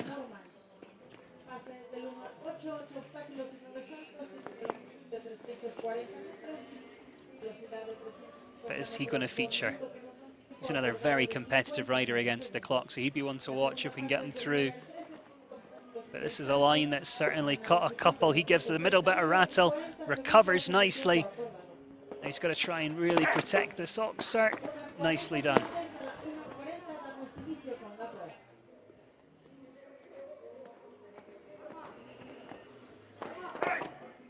Right, so close. Come on, just jump this plank. Watch the time. It's going to be okay though. 84.53 inside that 85 time allowed. So that's our third clear. Luis Alejandro Plasencia from Mexico goes through with Jumpstar SIH. Starting to shape up nicely. I thought at the beginning we're going to see 7 or 8 clears. Might be 1 or 2 less than I originally thought, but you know, so many came very, very close. Nicholas Pizarro and both his came close. Jessica Mendoza, of course, for Great Britain. She came so close today on a horse that's been winning all over the place. So we could easily be sitting on 8 or 9 clears already. Sometimes it comes down to a little bit of luck. Luis Gerardo Castaneda is next. Untakeable. Second ride for Luis. He's been showing this horse for about 2 and a bit years now. Another one that comes to Spruce Meadows, Calgary.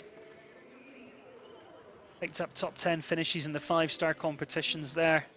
And placings, you know, at Spruce Meadows definitely need to be earned. You know, they bring the best course designers in the world there. You know when you go there, the time's going to be part of the test. It's going to be good, tough tracks that make the riders think. And long may that continue. Love having Spruce Meadows on my calendar every single year.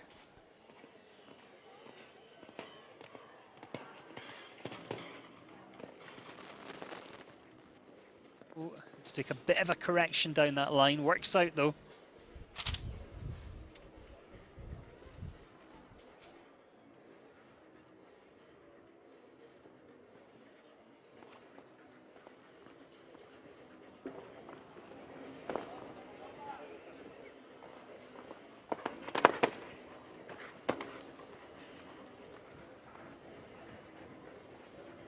Another heartbreak on that single rail.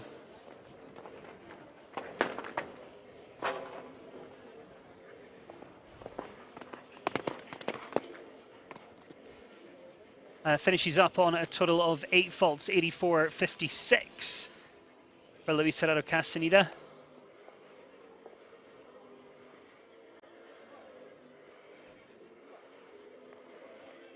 Marge says, I like the wide girth wrap, protect the horse from the spurs. That's exactly what it's for. It's it goes underneath the girth. You can just about see that stud guard girth on top there. But they're called belly bands. And they're exactly for that reason, because, you know, we clip the horses all year round now.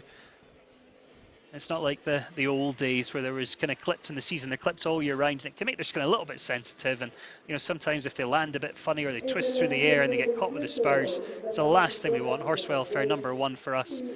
So you will see a few of them, if they've got a bit of sensitive skin, then they do tend to use those belly bands.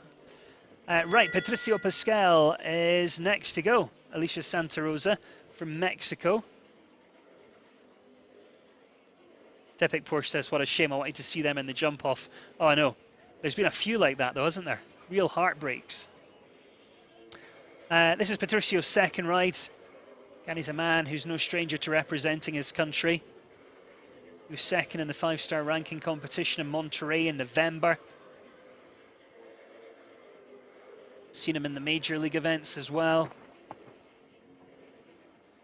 Jumped well at Thunderbird last season.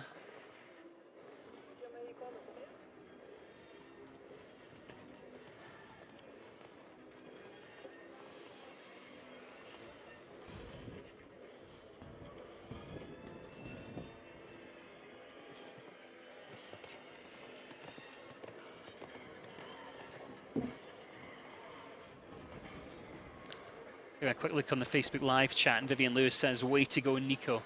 Nico Gamboa, of course, guaranteeing us that jump off.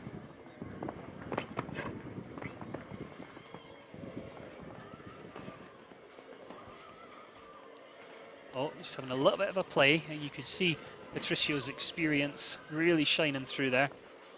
Just keeps this horse exactly where he needs to be.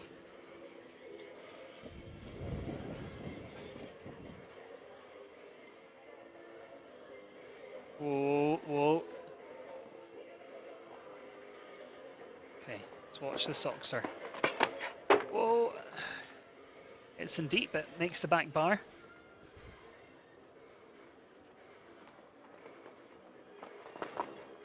Ah, front rail on that oxer. He answered about every single technical question on that course with such ease, and then just tickles that front rail on the oxer. It does come down.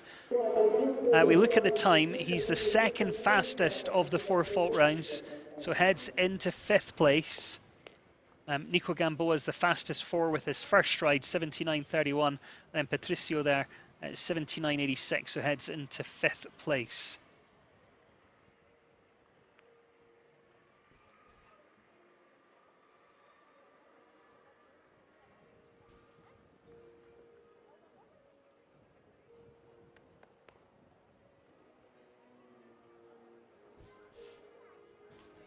But how many clears are we going to get? That's the question. We've got 16 left to see here in the first round.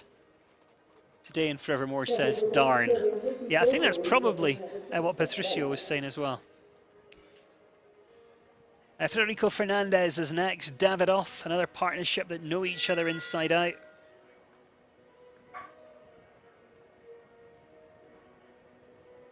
Federico, a 3-time Olympian. 2004, 2008, 2012. He's been to the World Equestrian Games 6 times. Amazing rider, to be fair. Showing here last weekend, had just a single time fault on the Grand Prix. But we've seen him in so many 5-star competitions with this horse. Spruce Meadows last year in Monterey in November. They were part of the Nations Cup team in San Juan Capistrano at the Blenheim Equisports event in May. This horse has a great jumping style, really makes a nice bascule in the air.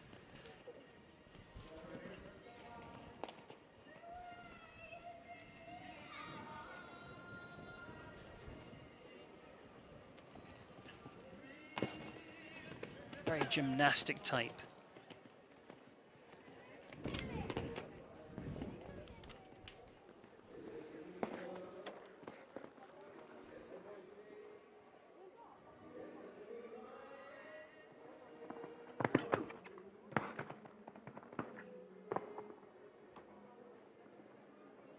Federico, let's get you through to that jump off.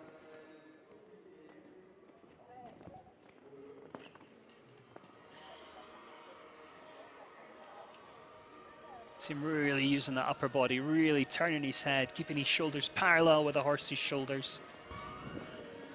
Using the upper body a little bit through the distance, but catches that rail. It's that energy carrying forward. So fastest 4 we've seen, 79.31. Fast 4 faults are going to be guaranteed money today. There's no way we're going to end up with 12 clears at this stage. Got to keep that in the back of your mind when you have a rail. Is it worth taking a bit more of a risk and getting your leg on? He goes for a slightly steadier one, and you know, I think he's really setting this horse up for the Longines FEI Jumping World Cup Puebla on Saturday. You know, that's a top horse.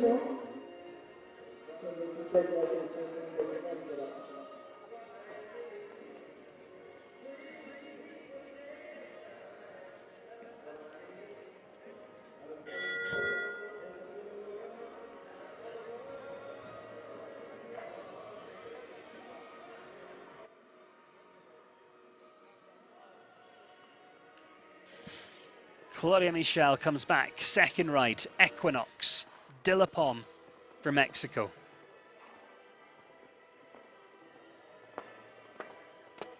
Was campaigning here last week. Placed on a few occasions towards the end of last year in Mexico. This is a horse we've seen on quite a regular basis in France before coming to Mexico for Claudia to ride last September.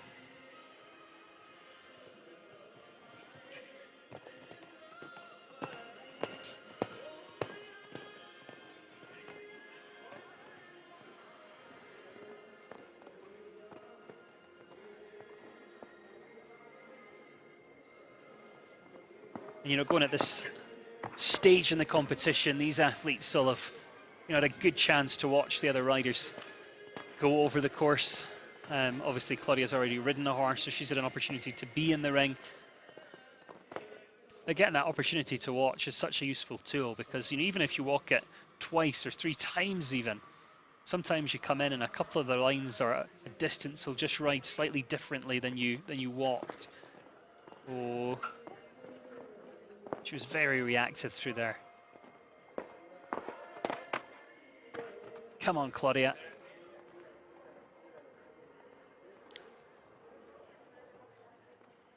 Wait. 85 seconds time allowed. Should be... Oh, just over. 85.73, 1 time fault. But you know, she put in a good performance today. The horse jumped really nicely. She's going to be guaranteed some good prize money. You know, she obviously goes above all those on 4 faults. So she's in 4th place at the moment. We've got 14 left to go, but we've seen the clear round ratio. So, you know, she's going to end up with a nice check. And if she plans on World Cup on Saturday, that horse is going to be leaving with a lot of confidence today after that round. So I think she should be happy. We saw her having to take a couple of checks, you know, as she was moving round. And I think that just caught up with her.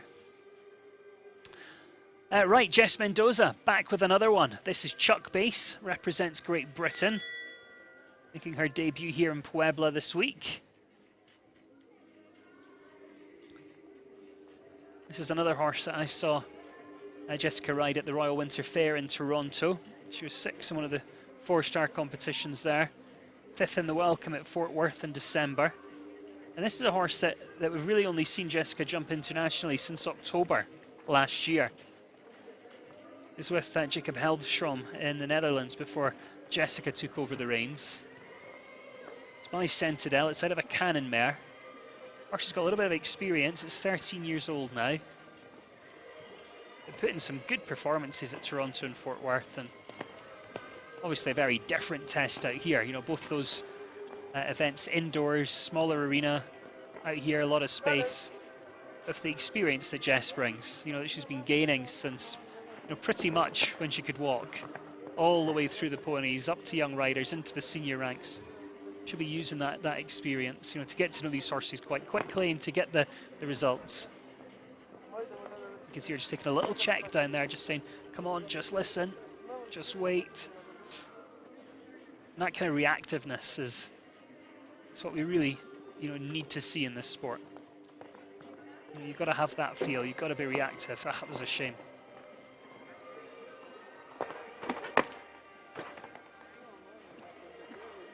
Jessica's always had some good natural feel, you know, she's always been reactive.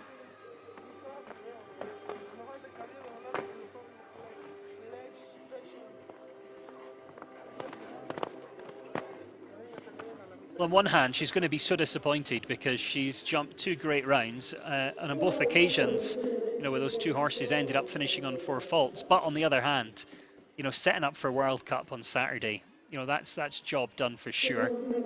And there's a lot to like about both this horse and the last one, so. But I'm sure there's still a little bit of disappointment that she's not going to be getting to jump off today. That was a shame, just carried that forward. Moving on next to Bordeaux, Arturo Parada Vallejo, and from Mexico.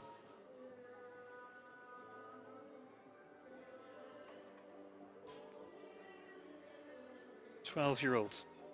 Interestingly, this horse by Centinel as well. This is a 12-year-old gelding, this one.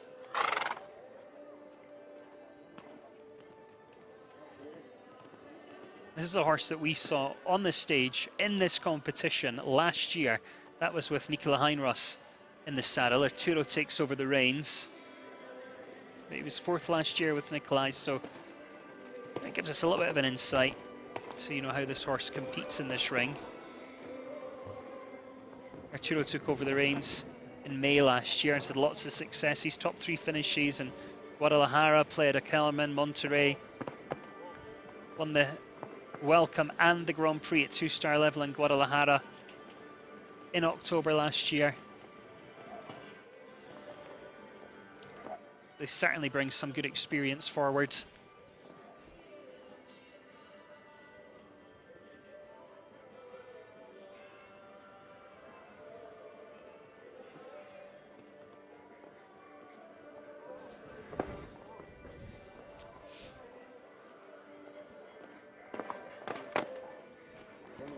Right, he's answered all the kind of big technical questions there. Oh, let's get set up for here.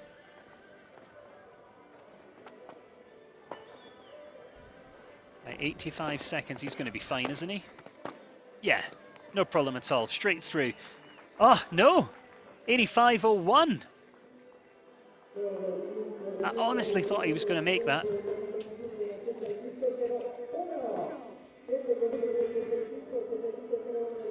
Oh, we talk about heartbreaks. We've mentioned them a few times, you know, with 4 faults, but to put in that performance and then be 1/100th of a second over the time and finish with a time fault. Again, the good news is he's going to take a prize check for sure.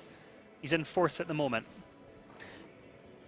Don't forget, you can get involved with the conversation. If you're watching on Facebook, watching on YouTube, use the comments box. Let me know where you're watching. Any questions, comments, good luck messages for these riders, stick them in there.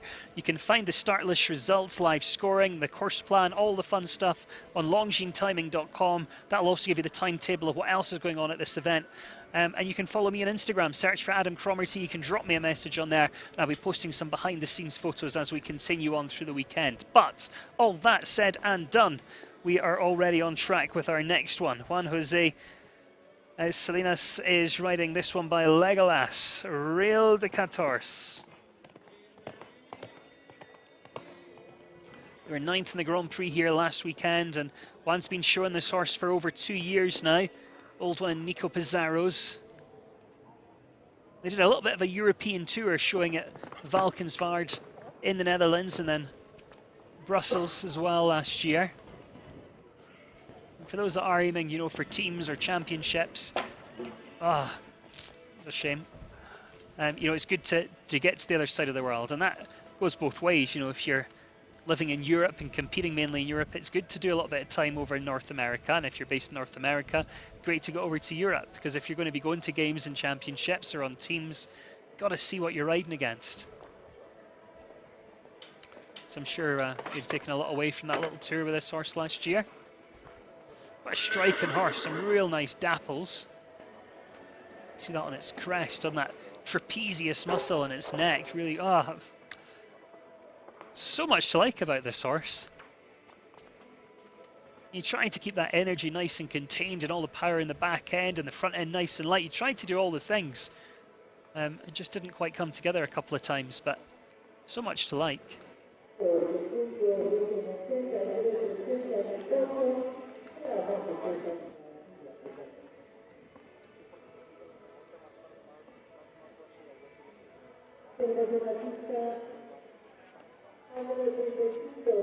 Andrew McCulloch talking about the time allowed, saying it doesn't look tight.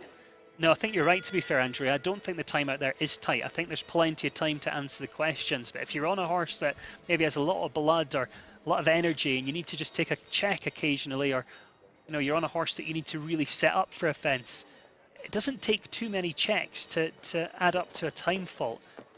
And that's not because of the time today. That's just the way our sport works now. You know, you've got to be able to travel at speed. And if you gave them an extra 2 or 3 seconds, I can guarantee today we'd have at least double in the jump off by now, probably a lot more. 2 or 3 seconds in this sport is just a lifetime these days. Manuel Gonzalez Dufresne on course, the horse behind a Bab de Rev outside of a Lorzed mare. Martilius, another one for the home nation.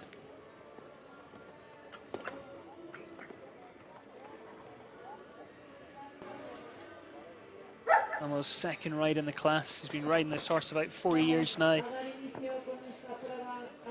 was second in the Grand Prix last weekend, 8th in the Welcome. So he's really on good form, this rider.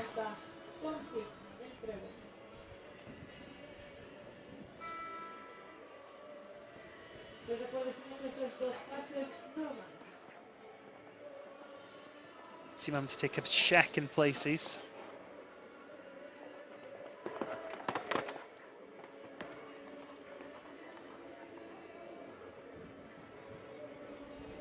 a real active type. It's like the horse is always thinking forward. But that energy just catches up there through the double. 81.53 for faults. It is head 10th at the moment. Next to his other horse, actually, he was 80.81 with the first horse, 81.53 with this one, but on both occasions finishing on 4 faults. So Manuel Gonzalez de Freyne sitting 9th and 10th at the moment with his rides. Down to the final 10 here in the first round. It's a 3-horse race in the jump off at the moment.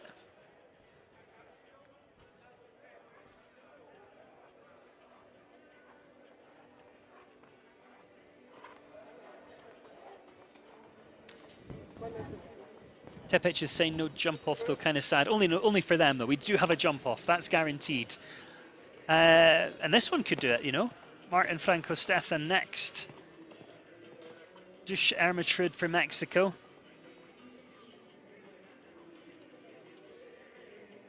Couple of top 10 finishes last November.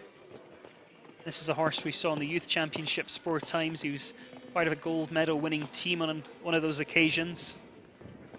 Second in the big competition in Guadalajara last summer. He's had this a couple of years now and got to know the horse very, very well. She really does do a good job. She's a very nice rider.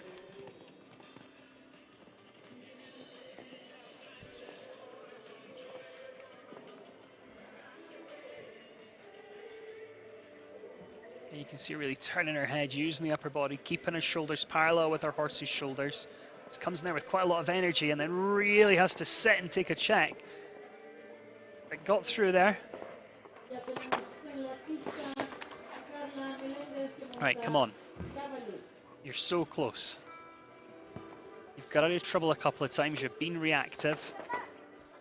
All you need to do now is get home within the time and jump this tiny plank. Yes, inside, just 84.96. Obviously, she had to take a couple of checks here and there. That's why she's close to the time, but who cares? She's on the right side of the time, and you can see just how happy she is. She thinks a lot of that horse. They got on really well together. And, you know, we've seen a few unlucky rounds today, but she put in a top shelf performance and earns a clear. So we'll see her back for that jump off a little bit later on.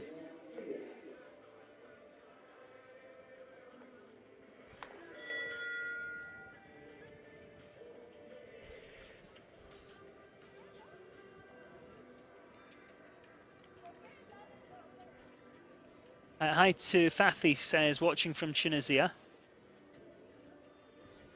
Leo says, this looks like a repeat. Stop doing that like it's a new show. This is absolutely a new show. I hope it's not a repeat. I flew all this way and I'm sitting here watching it. I can guarantee it's not a repeat. We are here, we are live, and we're looking at your comments, Leo. But no, this is absolutely live, Leo.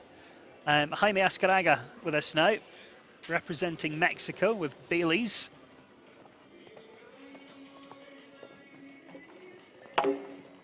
11-year-old stallion, this one. Early rail. So when you have that early rail in a competition like this, you've got to make that decision. You know, am I setting up for the weekend? And if I am, can I do it and be one of the fastest 4s? Or am I not setting up for the weekend? This is the competition, you know, that this horse is meant to be do well in, so I'm going to get my leg on. But all these riders have got a plan. You know, they all know what the objectives are here this weekend.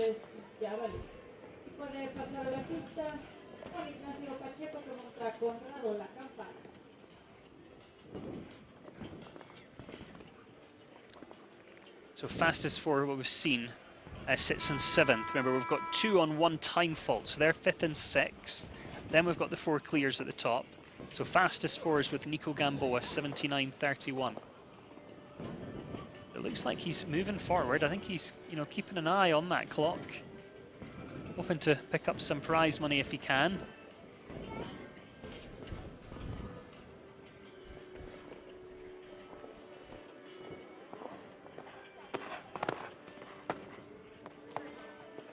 81.17, the 4 faults with that time puts him into 11th place, into 11th.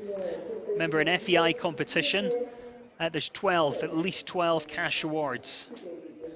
regardless of the number of entries. If there's loads, then there's more. But even if there was only 10 entries, there still has to be 12 cash awards. So at the moment, he's in the money. He's in 11th, but we've got 8 left to come.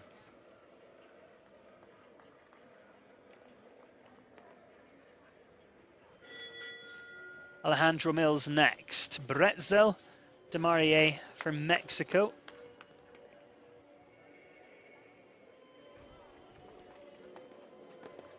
This is a horse that came over for France. Alejandro's been competing this one for about a year and a half now. He was 8th in the World Cup Grand Prix last year with this horse on this stage. And more recently, 4th in the 2-star Grand Prix here just last week. So the horse knows the ring. Horse and rider know each other. Certainly got the ingredients to do well here today.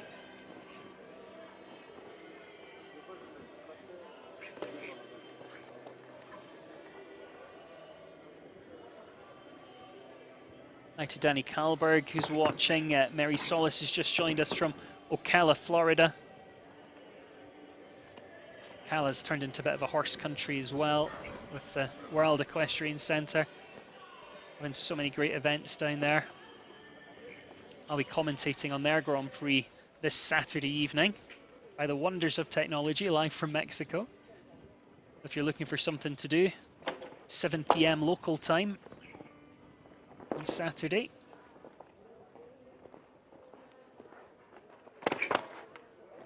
I think this is a horse, you know, that we'll see in the World Cup here on Saturday afternoon.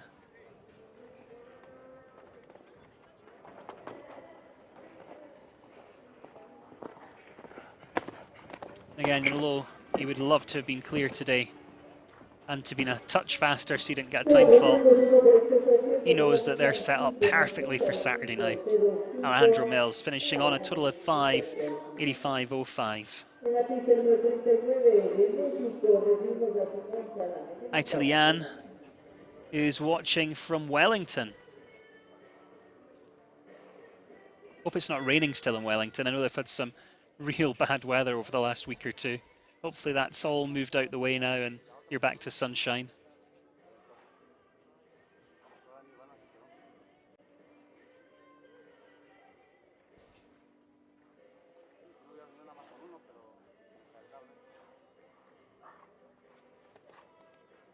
Well, we really are getting down to the final few here in this first round. We know we've got 4 heading to that jump off later on as well.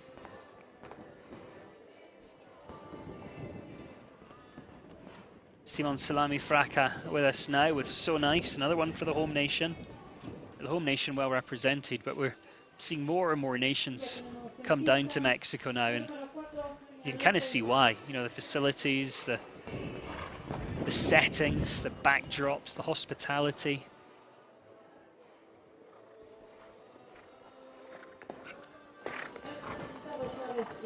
Just had a quick glance on the YouTube chat there, and someone mentioning about how flat the cups are, and if you've got,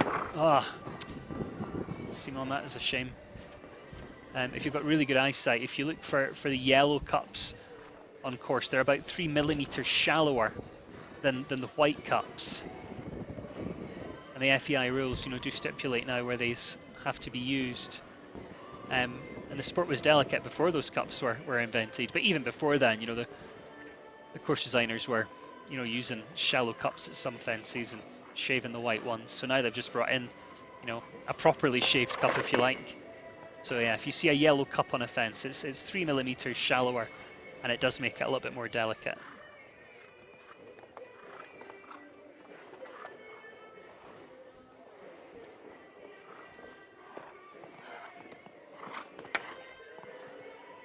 For jumping, 3 for time, 7 total, 87.76 there.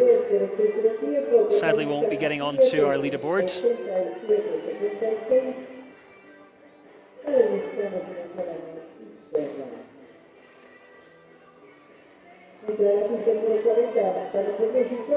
Plenty of talent still to see heading through to that jump off as well. 4 clears at the moment.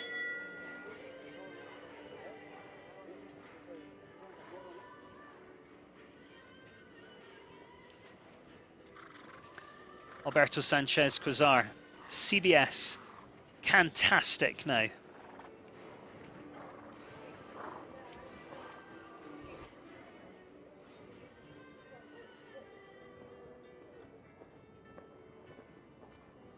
This is a rider we've seen in the Central American Games, a different horse.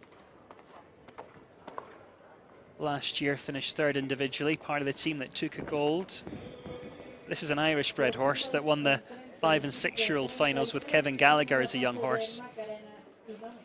Now, of course, with Alberto, he was 6th last week here, the 2-star meter 45. Alberto got the horse in September of 22 and showed him in the 7-year-old finals in Monterey where they finished 3rd. So it's been a real success right from the get-go, this partnership. As I say that though, he takes the rail. Sits on 4.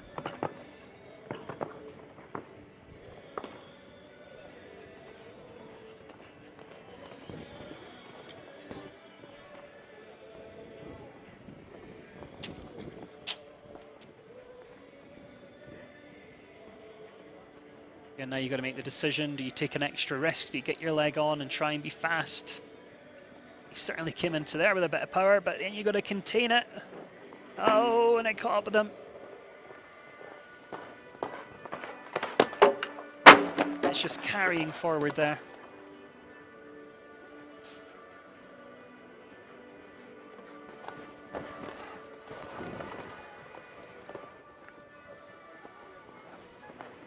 Down to the last on 12 and finishes on the 12 today, 82.23. Total of 12 there for Alberto Sanchez Quasar. CBS fantastic for Mexico. Well, just 5 left to come. Huge thank you once again to everyone who is staying with us. Quite a few in the first round. There's going to be an exciting jump off to follow. Great to see so many people getting involved with the conversation as well, letting us know where you're watching from. Again, you can keep doing that, and if you've got any questions, stick them in that comments box below. If you want to say good luck to any of these riders, you can do that as well. Or just tell us where you're watching from. Say hello. Let me know you're there. You can do that on Facebook or YouTube. You can also drop me a message on Instagram. And again, if you want to see that volcano that everybody talks about here in Puebla, it's a major part of our backdrop. I did post a picture a little bit earlier on today on my Instagram, so you can have a look at my story on there. Just search for Adam Cromarty. Right, let's get this next one underway as we get down towards the business end, down towards the final few. Jose Alberto Martinez and the 15-year-old gelding by Quintero. This is Quinley.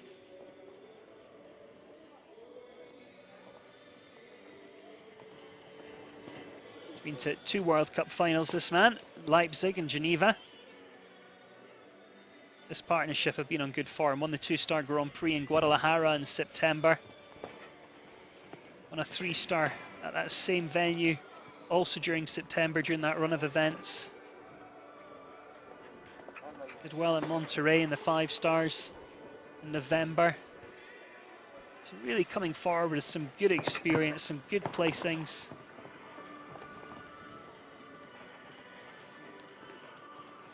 And they're hoping to add another one to that list today.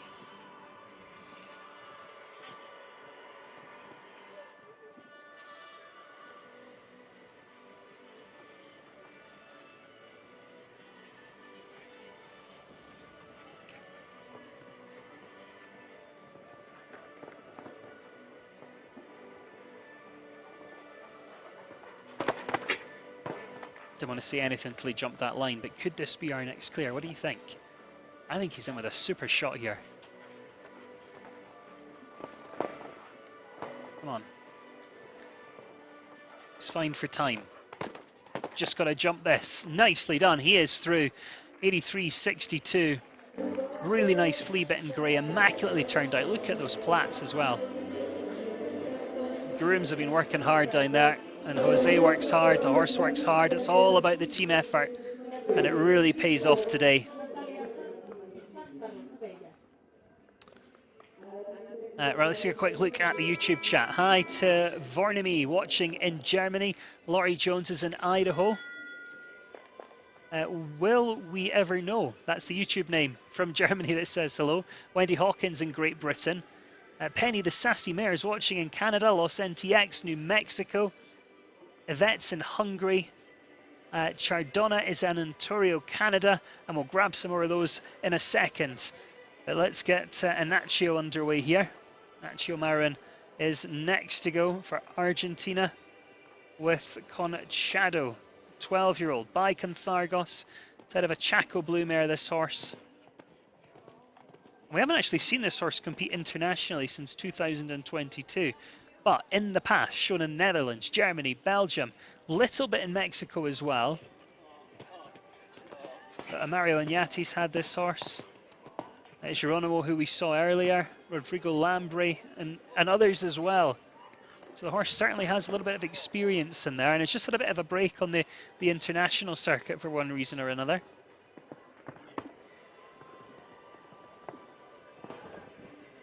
I think he knocked the flag off there. For those that are new to the sport, all the fences have red and white flags, red to the right, white to the left. As he came through, he actually caught the flag. But as long as you're inside it, there's no penalty for that.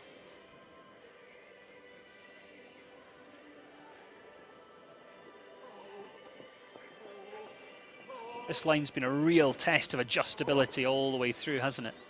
You could hear him using his voice as well as that upper body in his rein.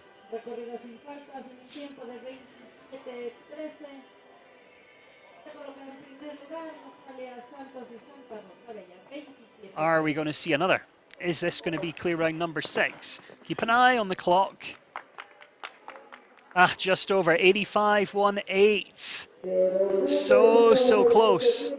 Right, does go into 7th though. We've got 3 on 1 time fault. He's the middle of the pack. So he heads into 7th at this stage. Jaime Azcárraga has been pushed out of the money. He's 13th at the moment. So it's all the clears, those on a time fault, and then those who are really quick against the clock with 4 faults, who still sit in the money. Hi to Judy watching in Washington State in the USA.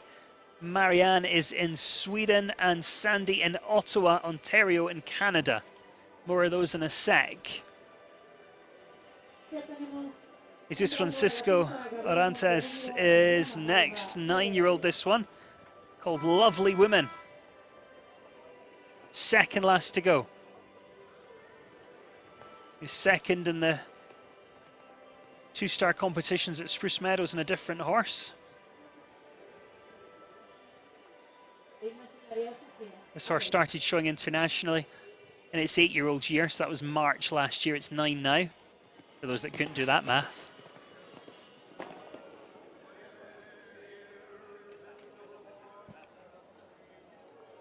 I have to get reorganised now. Wasn't really expecting that from this partnership, to be fair.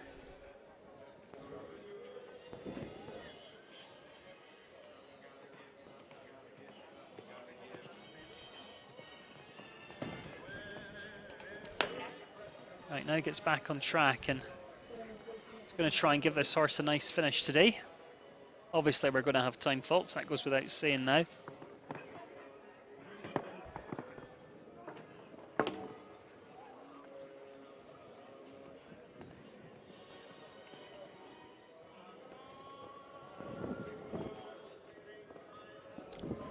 Horse does make a nice shape over the fence.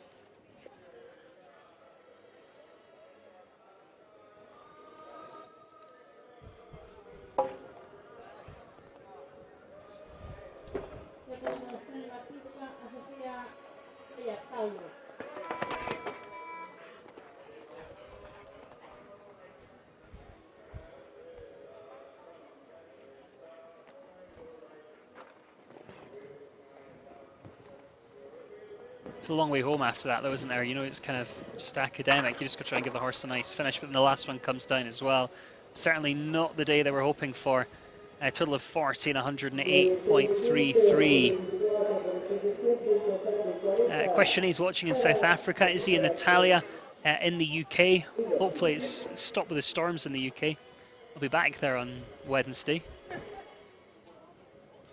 Laura's watching in Nebraska. I was in Omaha for World Cup finals in Nebraska last year. Got great steak in Omaha.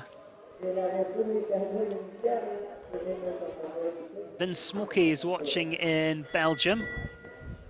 Pat K in Virginia. But yeah, great to have so many of you watching from all over the world, and thank you so much for getting involved with the conversation as always. Right, let's get this final one underway. Manuel Antonio Fernandez Hatchi and the 14-year-old Pampero last to go for the Dominican Republic.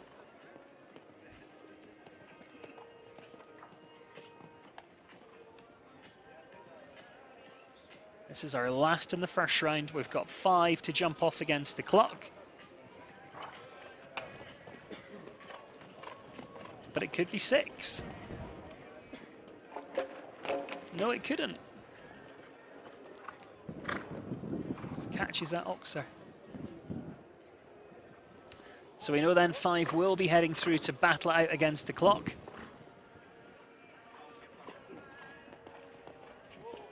Fastest 4 faults is 79.31. Again, as soon as you have that second rail, it all becomes about giving the horse a little bit of education, a bit of ring time, setting up for something later in the weekend. And if you don't need to do any of that, then we've seen a couple, you know, stick their hand up and retire, because it really is academic as soon as you have that second rail. Manuel's going to give this horse a nice ride. Just catches another rail there. Few have had that. And again, as soon as he felt, you know, it just wasn't quite as he wanted it to be today, he does give that signal to the ground jury and elects to retire. So there we go, that's your lot in the first round. First round comes to an end. 44 in total go, and we see 5 clears. 5 will be coming back for that jump off against the clock. It's a bit of a conversation coming down towards that oxer, wasn't it?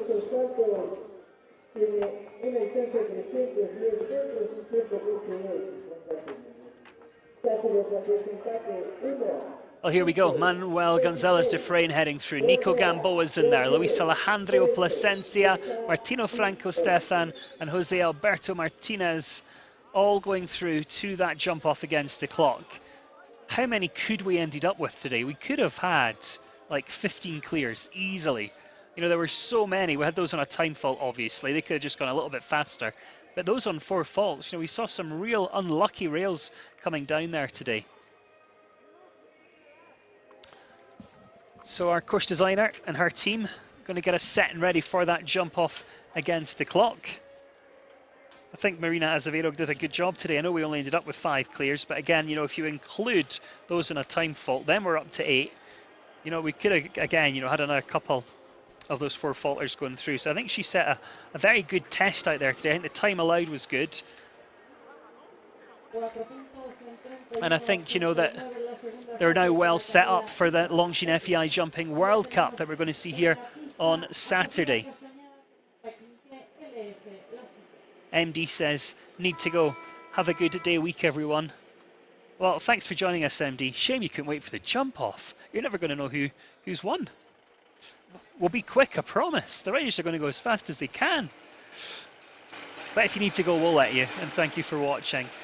If anyone else does have any comments, any questions, if you just want to say hello, again, now's a great time. We've got a bit of time to kill as we get ready for that jump off. So do get involved with the conversation, whether it's on Facebook, whether it's on YouTube, or again, sending me a message through Instagram. Hi to Terry, who is watching in Omaha.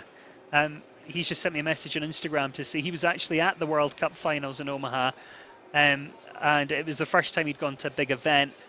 It's one he'll never forget. Yeah, Omaha was fantastic. I was there the first time we had World Cup finals there a few years back. It was great to be invited back. I did the ring announcing there. And the audiences were just electric. It was just such an amazing event. And this time the World Cup finals are going to be held in Riyadh in Saudi Arabia. So that's where, you know, for those that are here on Saturday that are earning those points to try and qualify, that's where their final is going to be. Will We Ever Know says it's a beautiful arena. Yeah, it really is. And again, you know, the backdrop behind those trees, you can see right down over Puebla. Again, if you want to have a look at that picture, I stuck it on my story on Instagram. You can have a look on there, but you can see the volcano, you can see Puebla. It's just such a stunning backdrop here Hi to Jocelyn, says hello, back from lunch. Does that mean you're working today, Jocelyn? So you had lunch and didn't have us, but now you're back at work. We can be live again with you.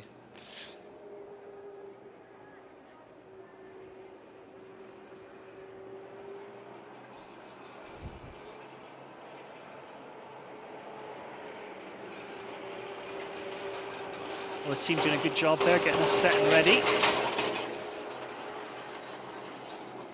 Then we will be back underway.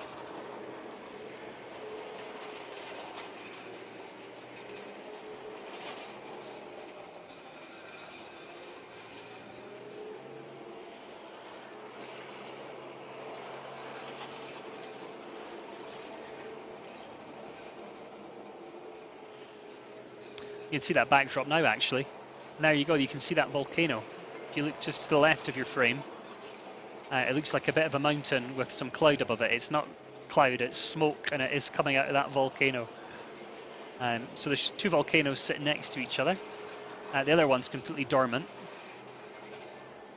But this one's still very active. And then look at that backdrop of Puebla behind the trees there. Such a stunning venue.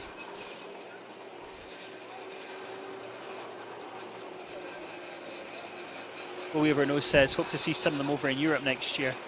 Or this year, sorry. Yeah, I think you will actually. You know, we're getting into an Olympic year, so for sure you're going to see some of them coming over for Paris.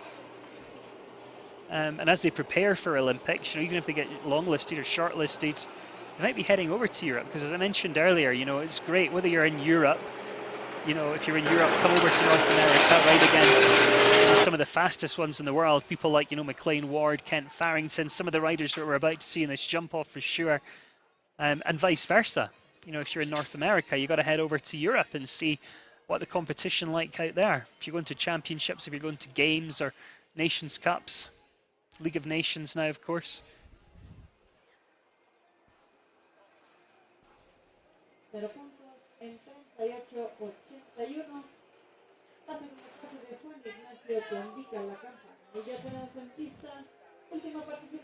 You see some of the materials being moved. So even if those jumps aren't being used, rather than just flagging them off, sometimes they'll actually remove the material, and that really opens things up. So you no longer have to look for the tiny gaps. You can make your route.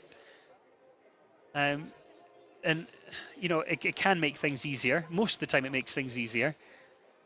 Especially at this level, because, you know, these riders are all experienced. Those without the same level of experience as these guys, you know, when you're starting out and you're doing your jump offs and they remove the material, you do have to start to think a little bit more. You know, how tight were you turning when that jump was there? Because you don't get a chance to walk now the material has been taken out. You inspect the jump off course when you inspect the first round, and you sort of make your plan for the jump off then, unless you're really superstitious. But most of them will have a look.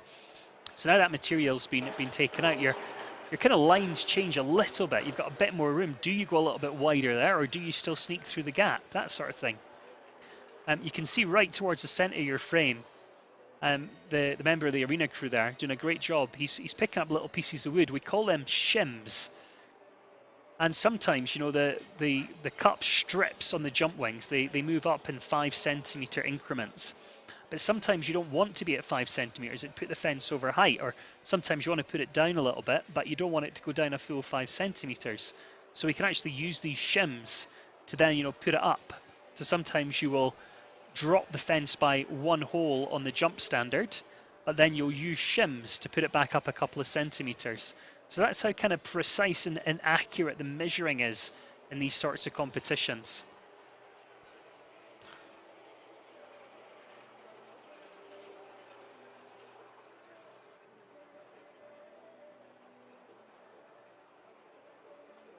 Rodent Razor's asking about the poles. Are they wooden or plastic? These poles are all wood. If you again notice just to the left of your screen there, you'll see the yellow cup. Then you can see a little bit of grey just on the edge of the cup, and that's actually a plastic cap. And that's to make sure that the poles don't get damaged at the ends, but it also helps the poles roll off easily. You know, if the jump rail has been used a little bit and it starts to not be perfectly round, then it becomes less delicate. So by putting those plastic caps on the end of the rail, it keeps it perfectly round. So it's the same for everybody. They do have some plastic rails in some competitions, but they have to be weighted, because a lot of people that use plastic rails at home, you know, they're very kind of flimsy, and as soon as you kind of breathe on them, they fall over. So, you know, they would have to be weighted. And at the moment, they're developing a type of composite rail. You know, for those that have the kind of plasticky front door, composite front door, you'll know the material I'm talking about. Because, you know, these rails, these wooden rails, they always look excellent at FEI competition or your big national championships, but for those other kind of venues that run shows week in, week out, to keep maintaining these rails is a lot of work, because they get chipped so easily when the horses hit them, or, you know, they're left out lying in the weather. So they are developing new composite rails, which aren't shiny plastic.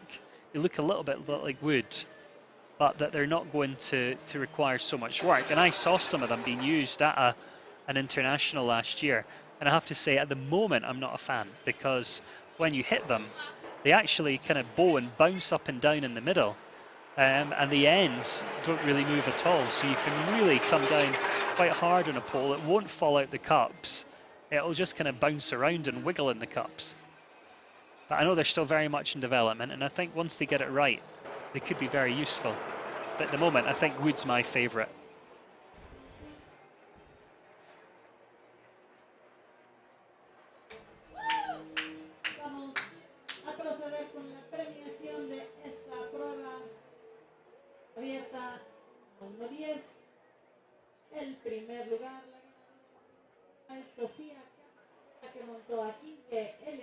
Damien says, is this the end? Oh, it's only the beginning, Damien.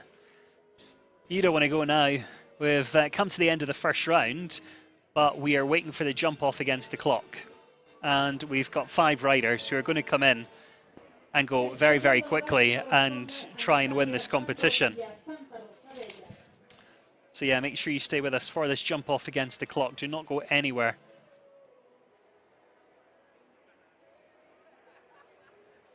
Marge Littleboy says, aren't they also using vinyl wraps over the wood?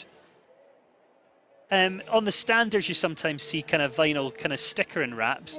I have also seen as well, back in my kind of pony club days, where you could actually buy, they're almost like pole-shaped carrier bags, if that makes any sense whatsoever.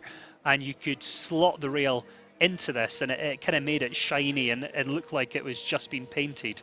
But it was just a covering that the pole slid into. But we wouldn't see that in FEI competition. Rodent Raider says, where do you learn all this, Adam? From riding since I was 3, then becoming a coach, then becoming an FEI judge. And maybe I just make it up, Rodent Raider. Have you ever considered that? Maybe it's all made up. It's not, I promise. But yeah, it's just been around the sport, living and breathing it.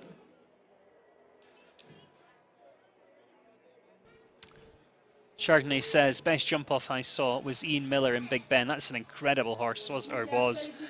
And he's still remembered. Every single year at the Royal Windsor Fair, they have the Big Ben International Challenge there.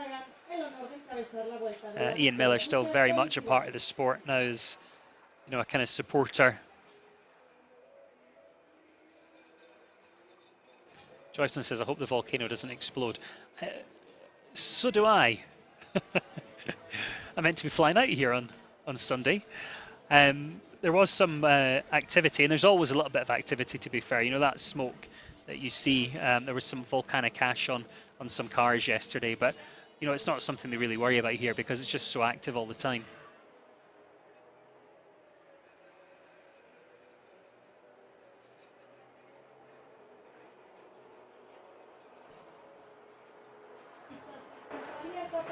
Marge says, can you explain to people about the Liverpool jumps in the water that we're seeing? I think you mean that big patch of water that's in the middle. So yeah, Liverpool water trays. I believe they're actually called Liverpools because for those that are maybe from the UK or have been to Liverpool, there's a big stretch of water called the Mersey, and it goes between Liverpool and Cheshire, kind of Ellesmere Port Way. And that's that stretch of water. You can actually get, there's a song, Ferry Across the Mersey. You can get the ferry across there, and there's that stretch of water. So I believe that's why they're called Liverpool water trays. We saw them in the first round. You know, they're underneath the fences. Again, in national competitions, sometimes you wouldn't have them filled up with water. But in the international, you always try and have water in them. You can see the Harrods have just gone over it there. And just because the attention to detail here, and to be fair, at most FEI shows, is so high, they actually put some blue dye in it. So it's got water in and it's got blue dye, which is really how you can, you know, if you've got eagle eyes, you can actually still see the water because it's got that blue dye in there sitting on the top.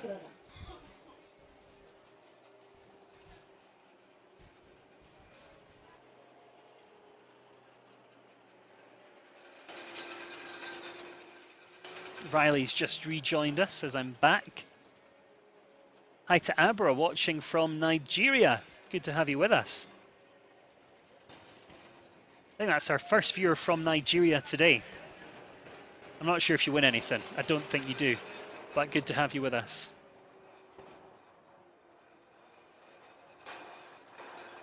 A few people commenting, you know, how great the view is, and it is pretty spectacular. If you've just tuned in and you maybe heard us talking about the volcano, that is the volcano you can see to the left of your screens right now. The little bits of white you can see coming out the top is volcanic activity. There's a second volcano sitting just next to it. Kind of looks like a bit of a hill or a mountain. And it's called something like the Sleeping Lady, because it looks like a lady on her side having a snooze. But let's take a look at who's coming back. Manuel Gonzalez de Freyne, Nico Gamboa, Luis Alejandro Plasencia, Martino Franco Stefan, and Jose Alberto Martinez, all coming back to battle out against the clock. So we've got Mexico for the home nation and also Colombia. And I tell you what, they're all competitive riders. This is wide open. What do you guys think? Do you think, have you got a clue? Who do you think could take it?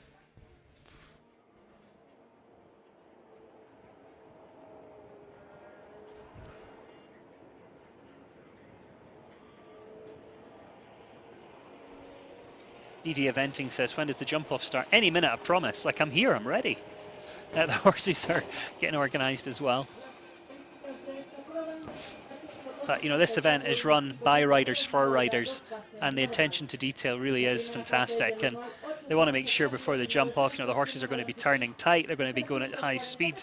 They just want to make sure the track's as fantastic as it can be. And to be fair, this is very good footing. A few of the riders have already commented that the horses are sort of pinging off this surface here.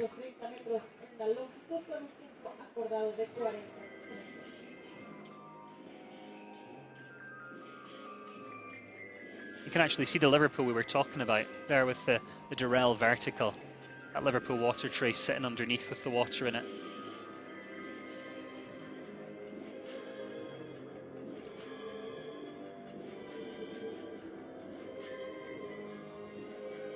Right, hold on to your hats. This is going to be fast for sure.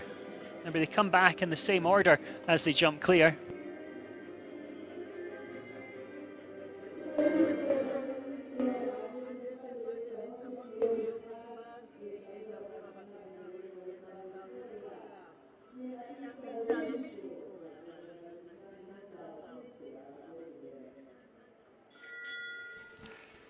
Here we go then, Manuel Gonzalez de Freyne, Horntessa van der Lerweg, experienced partnership. We've seen them go against the clock on so many occasions. But this will give us a great little tour round of this jump off. So we're starting in the same place over fence number 1.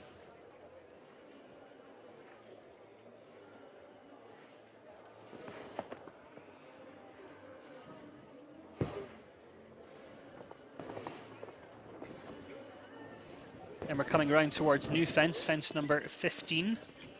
Oh, he's getting his leg on, it's the wall jumping backwards, that's 15.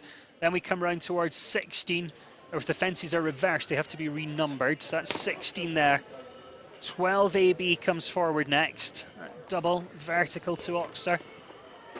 Ah, catches the Oxer there. 3 efforts left, we're down to 13. That was a plank in the first round, it's now a rail. So they can keep moving forward into it. 10A's next, and then we finish over 11. And 38.01. That's going to be a good time, you know. But Shane just has that one rail.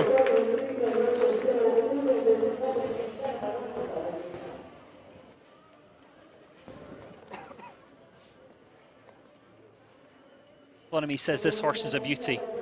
Yeah, you're right. Real nice horse, got all the ingredients. And he really wanted to add the pressure on today because he knew there were some fast ones coming behind him. Speaking of fast ones, here's the 23-year-old Nico Gamboa, NKH Vittorio S.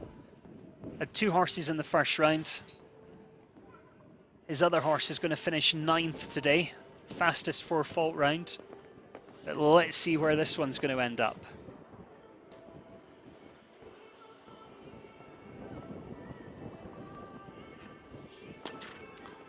You see, he starts with a real good open stride. He's going to keep that rhythm. Has to just take a little bit of a check to set up for the wall. Uses the upper body in the turn here. Keeps moving forward. Oh, caught that front rail. Now just having to take a bit of a check to set up because that's quite a delicate vertical coming into that double.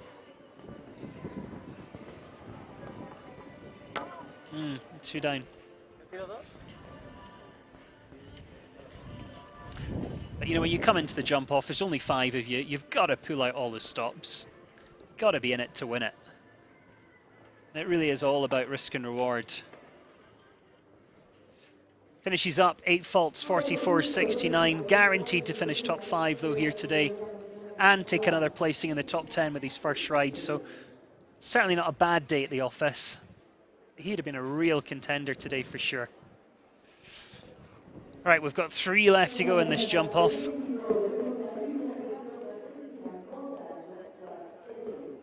Luis Alejandro Plasencia is next, Jump Star. Remember, at this stage, we don't have a double clear.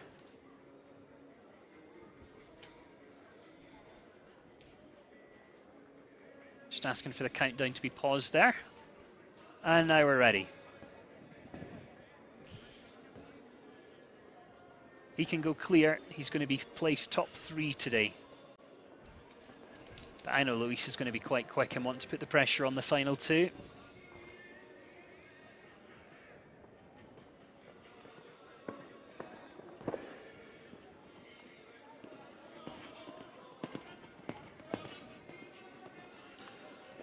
He's not going flat out. He's taking quite a nice economic route. He's moving forward when he can, but he's really setting up well for these fences.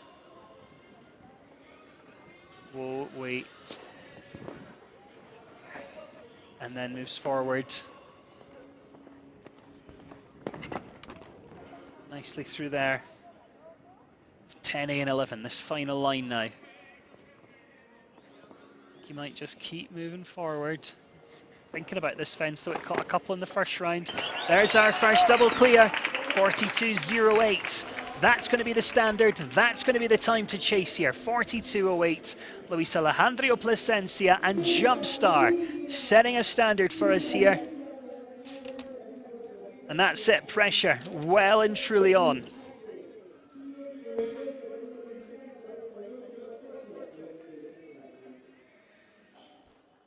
Now, we have seen that time beaten by about 4 seconds by our first to go.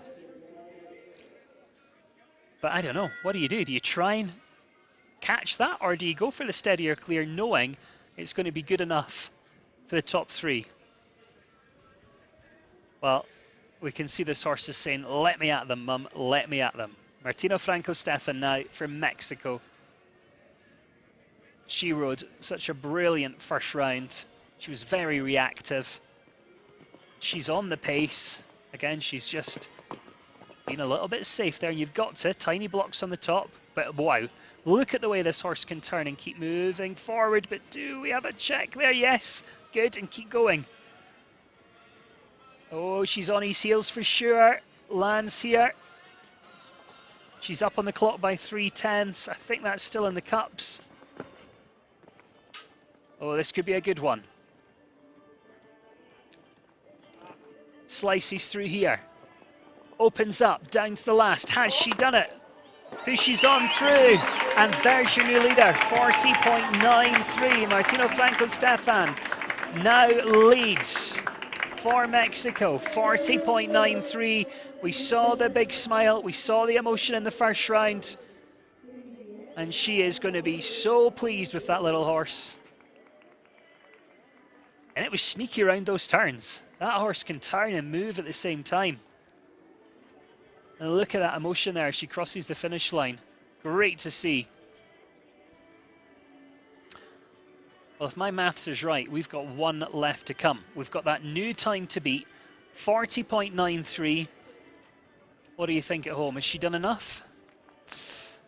We're about to find out. Jose Alberto Martinez and Quinley are last to go. 40.93 time to beat. There's so much love coming in there from Martina. Today in Livermore says, I love her. She's a sister from another mister. Marge Little Boy says, happy girl, nice smile. To Peach Porsche says, yes. Right, let's go. Let's find out how this final chapter is going to unfold here.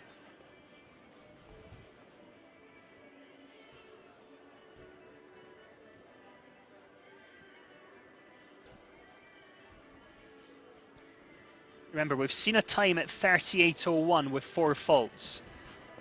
Martina's time's 40.93, so we know the time can be beaten. This is a real striking flea bitten grey, isn't it? Very nice to look at, this horse. Oh, he's not hanging around. I'd be biting my nails if I was Martina, because he is in it to win it. He's up on the clock. If he keeps moving and leaves these fences up, he's going to be your winner for sure. One to come as he powers on down to the final fence. Gives it a rattle, but it's up, and there's your winner. Jose Martinez takes the victory today with Quinley. 38.61. Came in, knew exactly what needed to be done. Pulled it out the bag under the pressure that had been laid on there by Martino Franco Steven. A great win there for him, 38.61. Let's take a look at the full result. It has been confirmed. Jose Alberto Martinez and Quinley taking the top honours, 38.61. Martino Franco Stefan takes second. And Luis Alejandro Plasencia finishing up in third place. Well, very exciting jump off. It had all the ingredients. It was never going to disappoint, and it certainly didn't. But congratulations there to Martina as well, because that was a clash round, and it was nice seeing just how much it meant to her.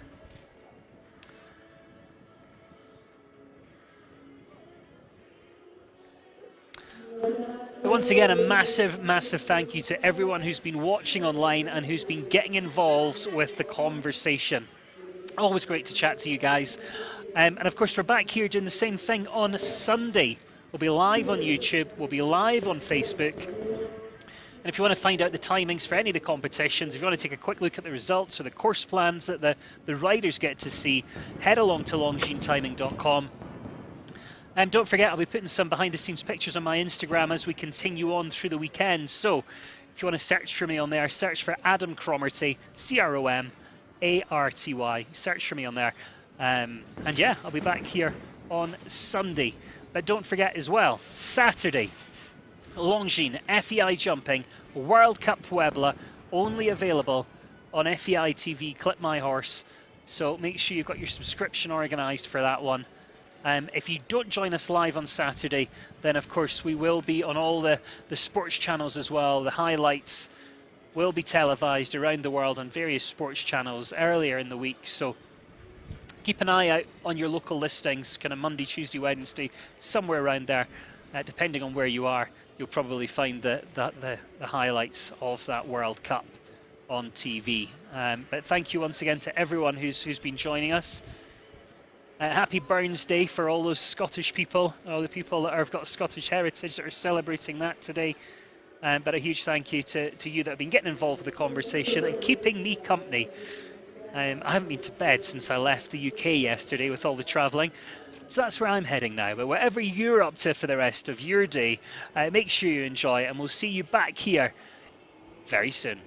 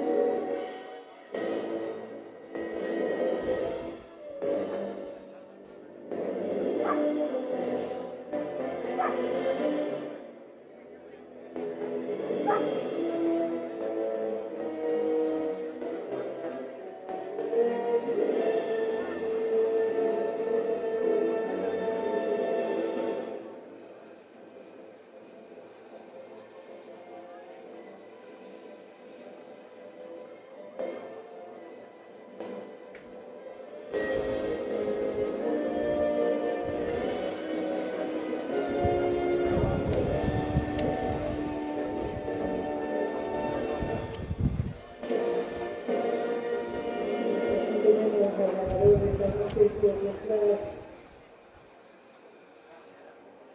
ganador de esta noche, en primer lugar, de México, José Alberto Martínez Vázquez, y le vamos a pedir al público que se ponga de pie para escuchar el himno nacional en honor al ganador.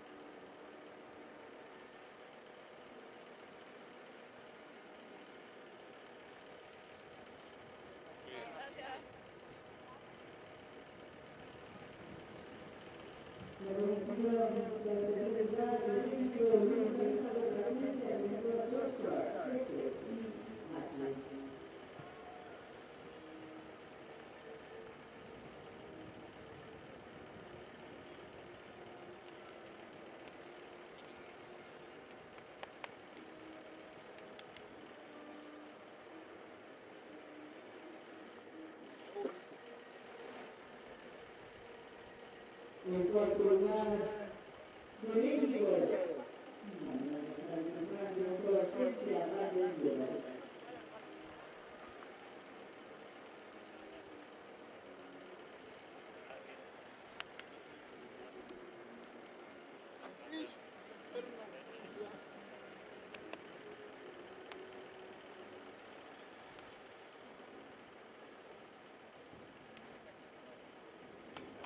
Todo el mundo. Y en quinto lugar, para Colombia, Nicolás Gamboa, doctora NKH.